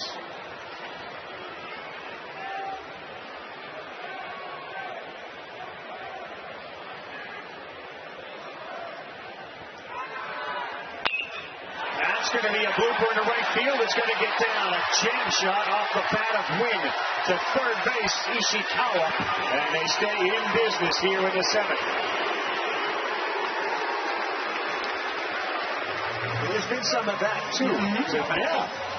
Exit velocity there, 59 miles an hour. Ishikawa's earlier, 33. Yeah, it certainly hadn't been a laser show by Georgia. Just 5 hits, and of the 5, only 2 of them would you call rockets. But opportunistic, and with another chance to add on here. Everybody's into it. Yeah, it's a thing. It's a thing. They are stealing second base. The throw is not in time. Crossland was looking in, and off went Randy Wynn. We've seen Georgia do this all year long, where they just take off on first and third, and they're trying to get a ball, they're trying to get a pitcher to throw a ball. They watch walking lead, and they just take off. Schloss talked about it today. I mean, it was something they were aware of and ready for, but they still got it. Now Hudson's got an opportunity to bring 2 more in, and he fouls it off.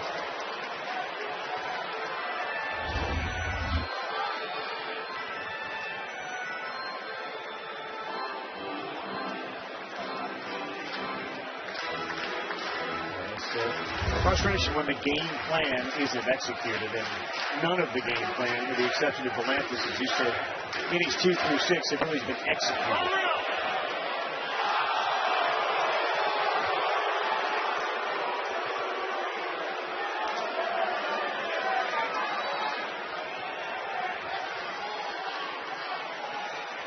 .6'5", 255-pounder Brett Crossland out of Phoenix, Arizona. Throws up 97.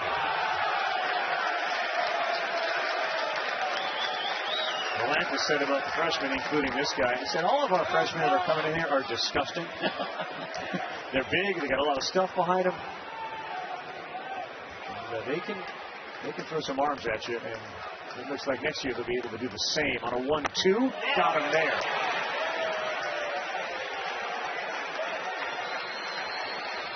The question, and again, you look out to the Georgia bullpen, it is silent. He's got a lot of pacing and a lot of walking. He hasn't got a lot of throwing. No, but he's also seen a few more runs scored. And that's where I think, based on what the pitch count is right now, that whatever leash there was before, that leash got a little bit longer when he goes back out there.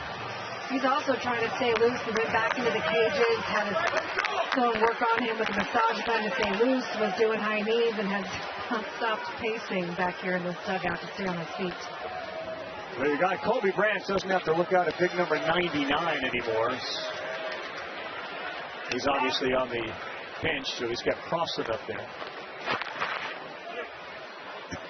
A challenging night behind home for Carson Tinney. With all the breaking pitches that were in the dirt from Volantis, a couple that got away, wild pitches.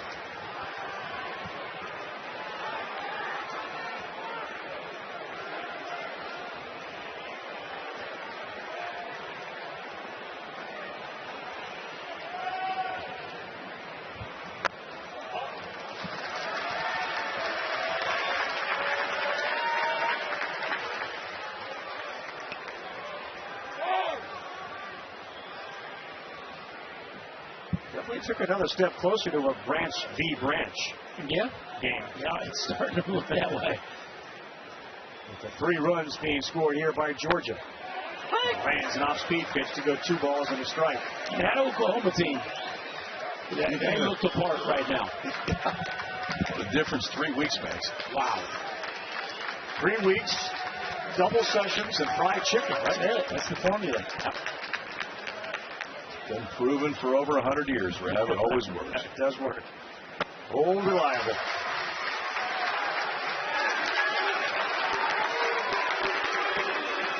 Stretching out, yeah, it's good. Time for a neck pop. A lot of baseball today. Good baseball, though. We're looking for a Branch sweep.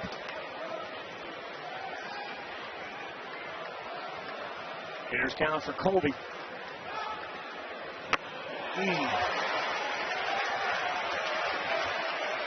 So we switched unis, but the results currently trending in the same direction. Over Sooner. It's 9-0. We're doing pretty well. 7-1. We're doing okay.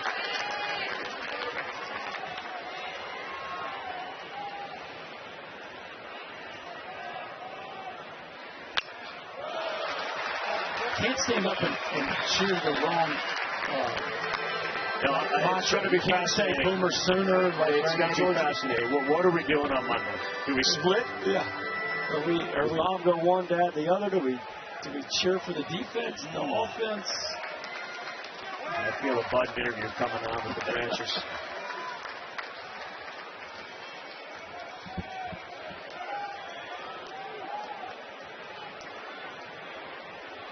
Crossland on in relief, fires a 3-2, and they got him a chase up top. So 99 or 88, it didn't matter to Colby Branch. She's gone again. Georgia, they add to it. They put up a crooked number 3. You know that Carolina, by the way, was Hartford's home. Your guy's not happy. What happened, buddy? You listen to the song. No, I cut you off there with the music. Sorry, my bad.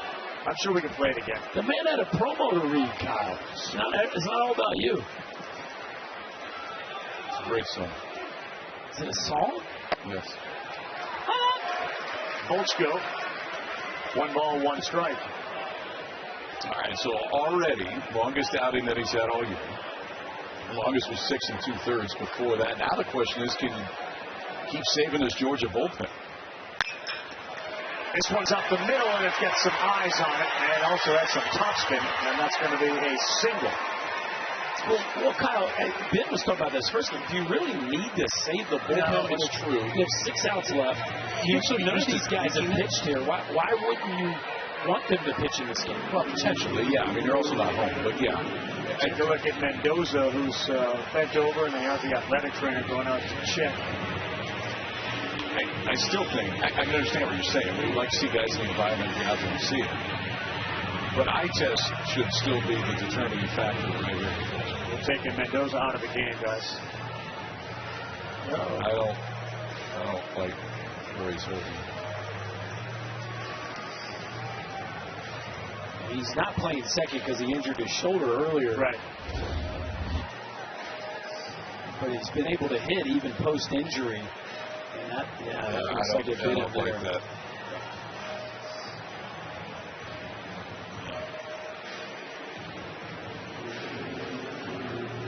No speculating, but that usually is not a good outcome. Schlossnagle went out. He was very quickly determined that he was going to come out of the game.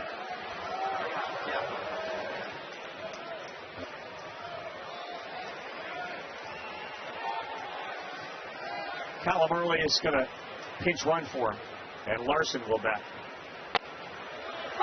And Volchko gets ahead.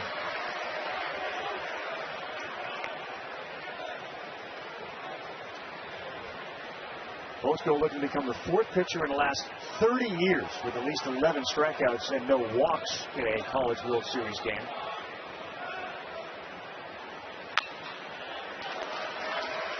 He has not pitched an entire game without a walk all year. Yeah. So this is the best for the biggest stage.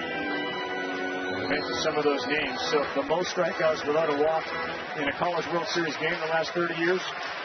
The men you all talked about, and we did with Gage Wood, Cade Horton, Brian Howard at TCU. This may be two as well. Branch, no, only one. Good decision. Yes. Good decision right there. I mean, you're thinking two when it comes off the bat. Branch, the minute that he drops it, you talk about the inverse earlier. It was Rodriguez throwing the ball to third base when you could have got the out when you go across. And in this case, right away you're not going to turn two, and it's going to be iffy to go to second. So enough time to bare hand and at least make sure you get one. Nice job by Hudson over there, too, using the base, stretching to catch that one. But you're right, KP. Slow down, make sure one. Good job by Brandon Cooper. The umpires tried to get out of the way. Yes. And that almost forced a bad throw, too, from Branch, because he was in the line of fire thinking maybe he's going to second with it.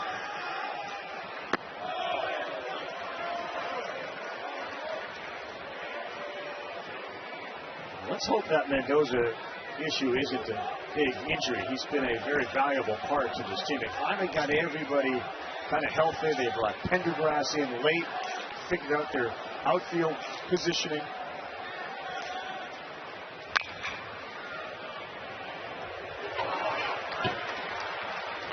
Brad, you're talking about it. That's Brandon Cooper right in the middle of the field. I mean, it's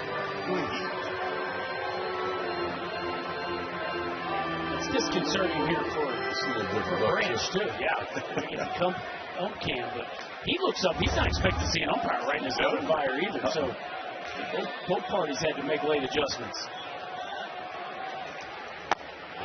That same pitch has worked all night for Volchko as Borba swings over the top. Mom has been elated, and I'm not sure if it's superstition. She seemingly hasn't moved. It's working, so let's just keep it where we are.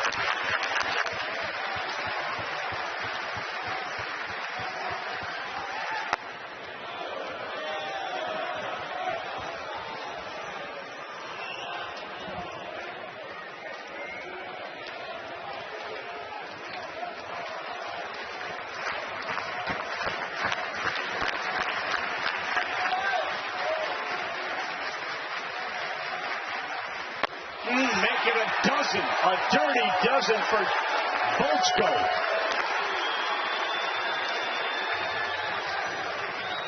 Same spot for 3 guys. Same thing. It's been this way since the first inning. Right on the edge of the black. He has lived there. The other thing, too, when he gets in that plus count, he can flatten that slider out. We've seen him do it tonight, or he can add depth to it like he did right there.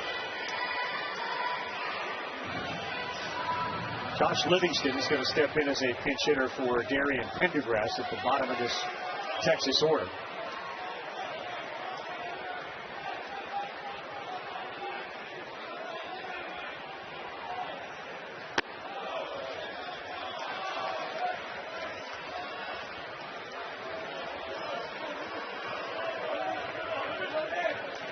Tough one, isn't it?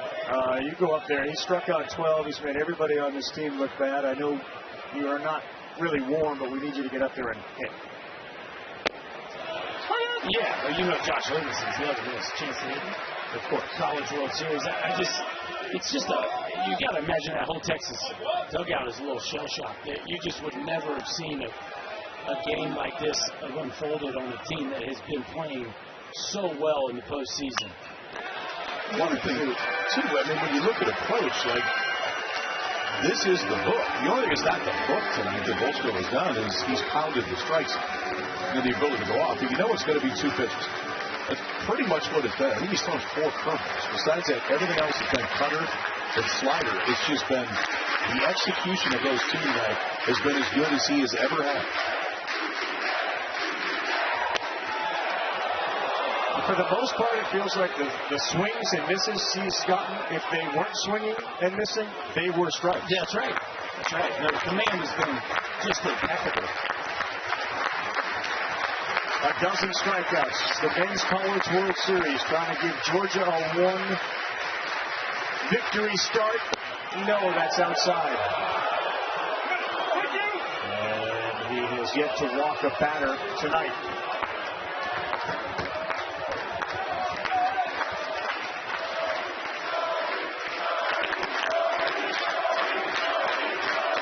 stands. Second 3-ball count.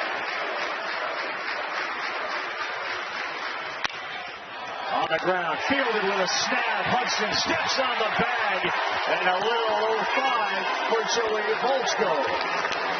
What a great night for that family. 7-1 Georgia. He's through 8. The pitcher's Michael Winter. We heard about him this morning during our meeting, so looking forward to seeing what he has. And Maddox Monsour is in center field, and he will bat 9th. This is one they're definitely excited about the upside right now. And Winter has not been in there a ton. When you look at what the numbers have been this year, it may not jump off the chart, but Jim Schlossnagle went out of his way to bring Winter up today as a guy that we may see. And we're trying to get Texas back in the dugout, see if they can get the bats going tonight.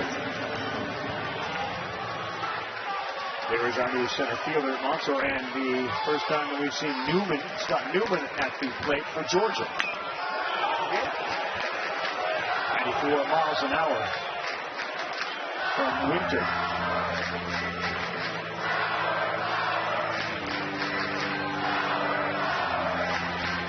And there was some talk about Michael and what he may end up doing next season for the Longhorns. We got Sour Power chant for the originator of Sour Power. We got the crowd understanding who is up. It doesn't happen without Scotty Newman.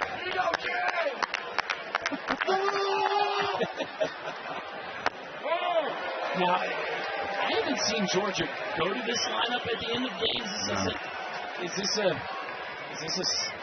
nod to the Sour Power? Just get our boy Newman out there. The crowd certainly appreciates it. Hey, Newman 1-2 and he takes it. 15 at bats on the season for Scott Newman.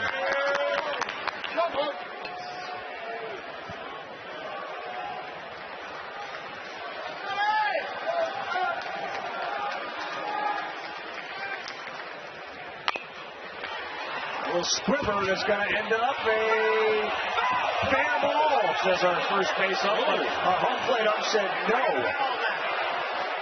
This home plate umpire's call.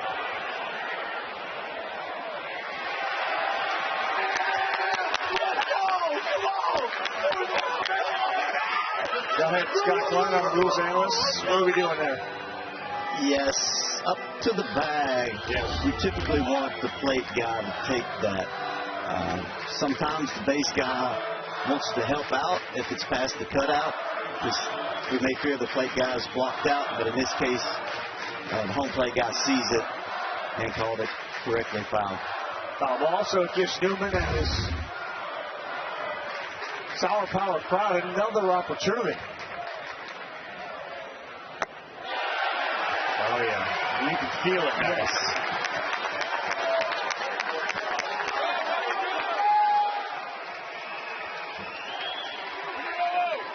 I'd say the dugout's a little bit into this as well.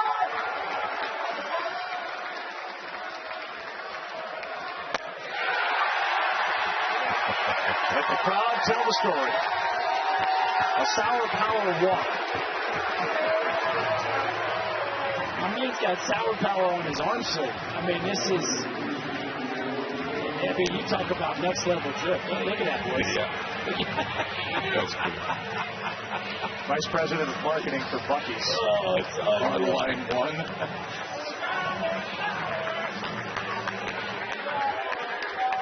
Fairly innocent road trip. By the way, social media has suggested there's going to be a Buc-ee's being built just outside of Omaha. You have a hand in that. I'm told it's coming.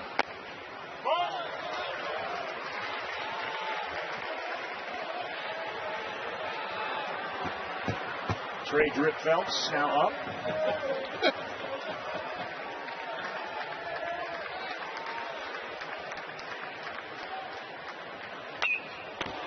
Jam shot. It was a great interview today that your guy Jacques Delanchant did with. Did you see that with Skip Johnson? Yes. He told us the story that all the coaches said he loves this new nickname. You just got to ask him about it. So he said, "Hey, Skip, what do you think about the nickname Drip Johnson?" I don't know what you're talking about. I don't know what is that. I don't know what you're talking about.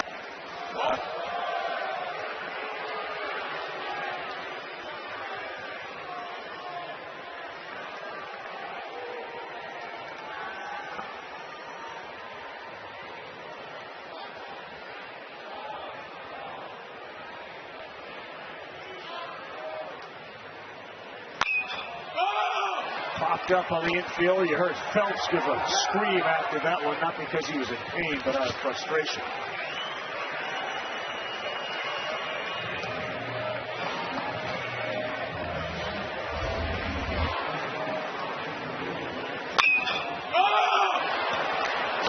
Picked up on him in Tennessee. Oh, it's dead. Yeah.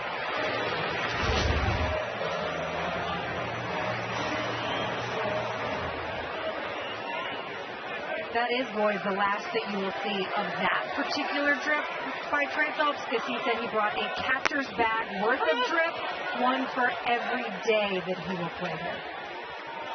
So we got a Sour Power bag and a drip bag. That's right. 2026. It's like it used to be, right? That's where we're at. Retire the neon yellow. And it didn't have any hits in it, so we aren't bringing that back in. No hits tonight. They're up 7-1 for the man at the plate, who's won virtually every single postseason award. Daniel Jackson, behind 0-2. Stays alive.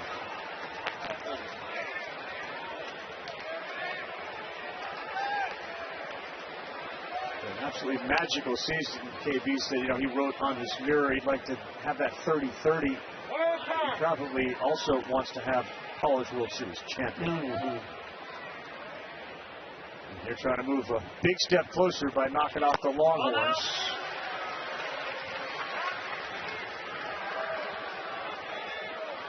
If he hangs around here long enough to get 4 more bags, the two might go hand in hand. What we got at KP? Premature light show? They pushed the wrong button there for a minute.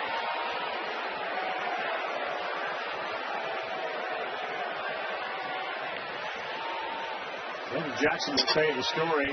Little League Baseball, he didn't hit any home runs. None. He chases and he is gone.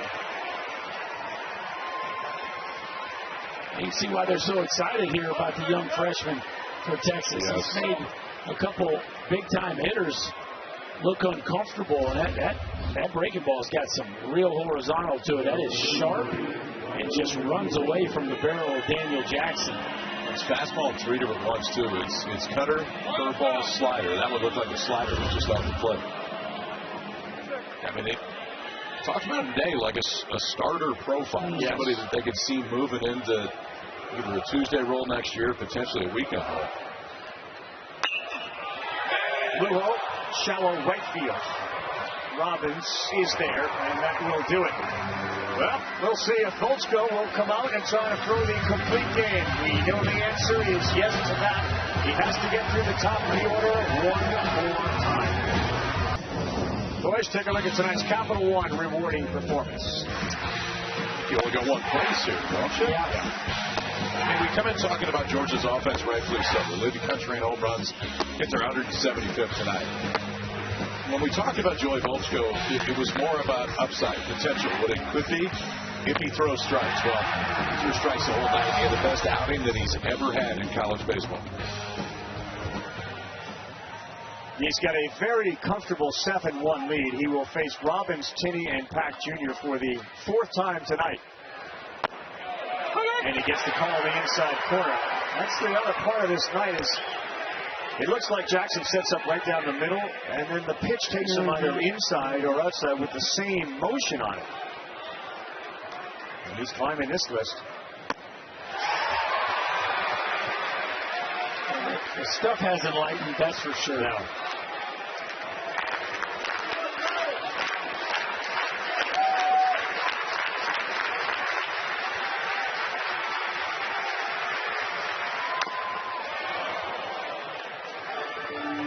So there have been 4 Georgia complete games in the College World Series. All of them came in 1990. Dave Fleming did it twice. Revin did it twice. That was a good year for Georgia here in Omaha.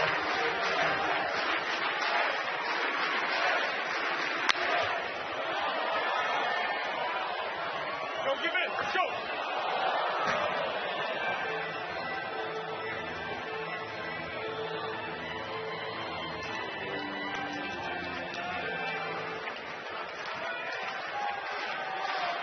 Volchko started this game by striking out the side in the first. He's got 12 of those. And the 0-2, he's got 13. He gets Robbins for the second time. 13 strikeouts. So the other thing, too, he's holding velocity. That was an 89-mile-an-hour slider right there, which is about where he was at in the first inning. You can see where it starts and where it ends up. This one, it ended up middle, right down the middle of the plate. But it's just, there's characteristics to the pitch, and a lot is the drop that it gets at home plate that is just different than most sliders, and Texas has not been able to solve it tonight. Here's Tinney. Wes Johnson, too, that head coach, is a pitching genius himself. And clearly, they have turned Volchko into what potentially this is. The portal has paid off for both the team and the man on the mound. Reminder, everybody, SportsCenter will follow us, David Lloyd, Madeline Burke, as the New York Knicks attempt and have a lead late in their game to win their first NBA championship in a half century plus. They're doing it on the road right now. Last check, up by 4. That one is outside. And rare counts right now. 3-0. The offensive stars right there. Lugo with that home run that he hit earlier in the game, first inning, and a double and an RBI. He lands it. Just for the history books, this is kind of important with the number of strikeouts he has and no walks.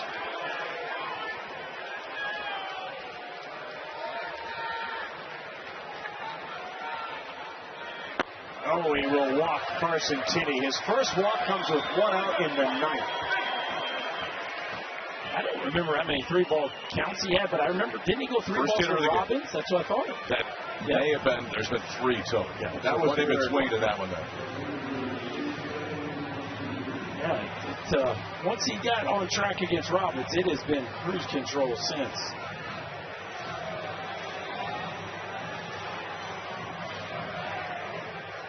Anthony Pack Jr. bats now. He got a double play after he had given up that Adrian Rodriguez single, then trying to pick him off.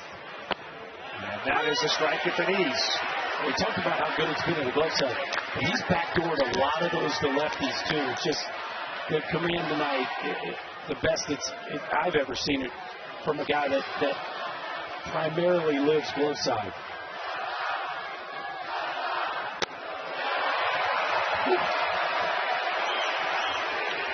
It's a master class right now. It has been all night, and it continues after 107 pitches.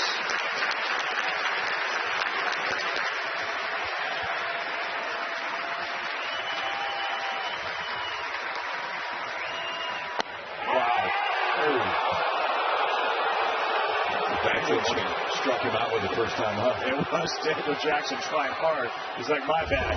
I'm just trying to get my man across the finish line. I think he had a pretty good case there. 13 strikeouts on the night for Volchko as he pitches with 1 out in the 9th. Foul.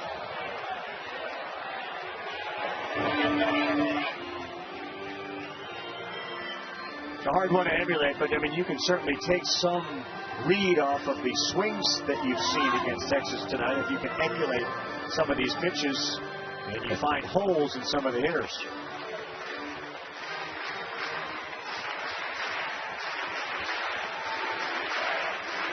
To Pack. Swing and a miss. Strikeout number 14 for Joey Volchko. And he's 1 out away from a complete game.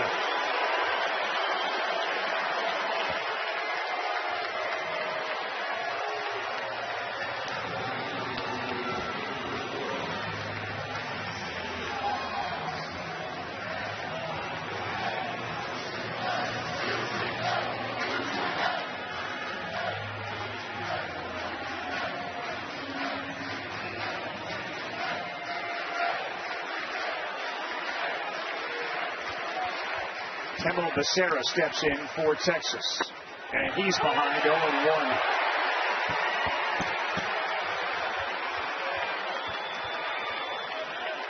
Volchko has mowed through the middle of this lineup. 6 out of 7 at bats between Pack and Becerra have been punch outs.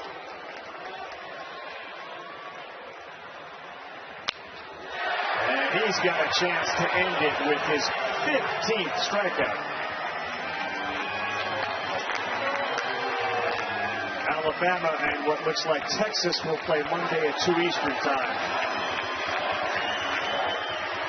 In a moment from Mom Sandy, who's been cheering all night long and arguably has never seen a performance like this from her son on this stage.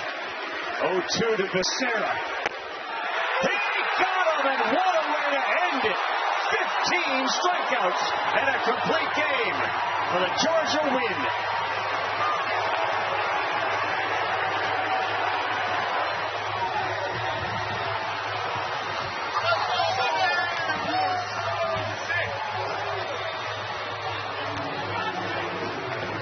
He looks like he could throw 3 more innings. A masterpiece from a 20-year-old Joey Volchko tonight. Never blinked. Never blinked. I mean, the command, it started with 3 balls to Aiden Robbins, and from that point forward, it was an absolute display of strike throwing with premium stuff. The first fastball he threw of the day was 96 miles an hour. The last fastball he threw of the day was 96 miles an hour for a guy that had never gone that deep in a ball game. And I know about adrenaline. I know about adrenaline in a spot like this. The man, the way that he held his step and consistency over the course of this, given history, was pretty outstanding. And he beat one of the better pitchers in the country. You saw that graphic. We talked about the 4 complete games that Georgia threw in a College World Series. They happened in 1990. They now have the same number of wins, 52, as that team did, and they won the whole thing. By the way, the Texas 1 through 4 hitters, 11 of the 15 strikeouts. Yikes. Carolina, West Virginia, tomorrow night at 7 o'clock Eastern time. Troy and Ole Miss. One of them will be eliminated. And it will be the branch battle, Georgia and Oklahoma, on Monday. All right, KB, what do you got for us? Joey, congratulations. Complete games. 15 strikeouts. Describe for me what you were feeling and thinking on the mound tonight. Yeah, honestly, things kind of slowed down for me a little bit. We were executing the game plan how we envisioned it, and and yeah, honestly, things just slowed down for me. I was able to compete and execute pitches. What of your stuff did you feel like was working the best for you? Yeah, slider, command to both sides is pretty good. I feel like in the beginning, it was a little hit or miss, and then fastball was there for me all day. A couple pull yank, but the ones in the zone. Hello, Trey. How's it going? To be on this stage, to have your best game in the biggest moment for this team, what kind of mindset did that take for you today? Yeah, I mean, from pitch 1, I was just trying to attack the zone, get ahead, give our team a chance to win the game. That's all I do every time I go out on the mound is give our team a chance to win. If they score 7, my job is to keep it as minimal as possible as far as runs. So, yeah, I just came out with that mindset, and it was working today. I feel like you should eat one. We are wearing enough that you should just eat one. Let's go. Give it to me. Let's go, Scott. Let's go. Yeah. Get on that. Congratulations. Thank you. Appreciate it. I think he actually said pretty good on his slider. Yeah. He said pretty good. That's pretty good. Both sides of the plate. 9 innings, 4 hits, no earned runs, a walk, 15 strikeouts. He threw 113 pitches. Georgia moves to the driver's seat where they've been all year. For Kyle Peterson, Chris Berg, Chris Button, and our entire crew, I'm Carl Ravish. The World Series continues tomorrow, 2 Eastern on ESPN. Troy and Ole Miss in an elimination game. Thanks for joining us. A big night on SportsCenter. We send you there now with David and Madeline.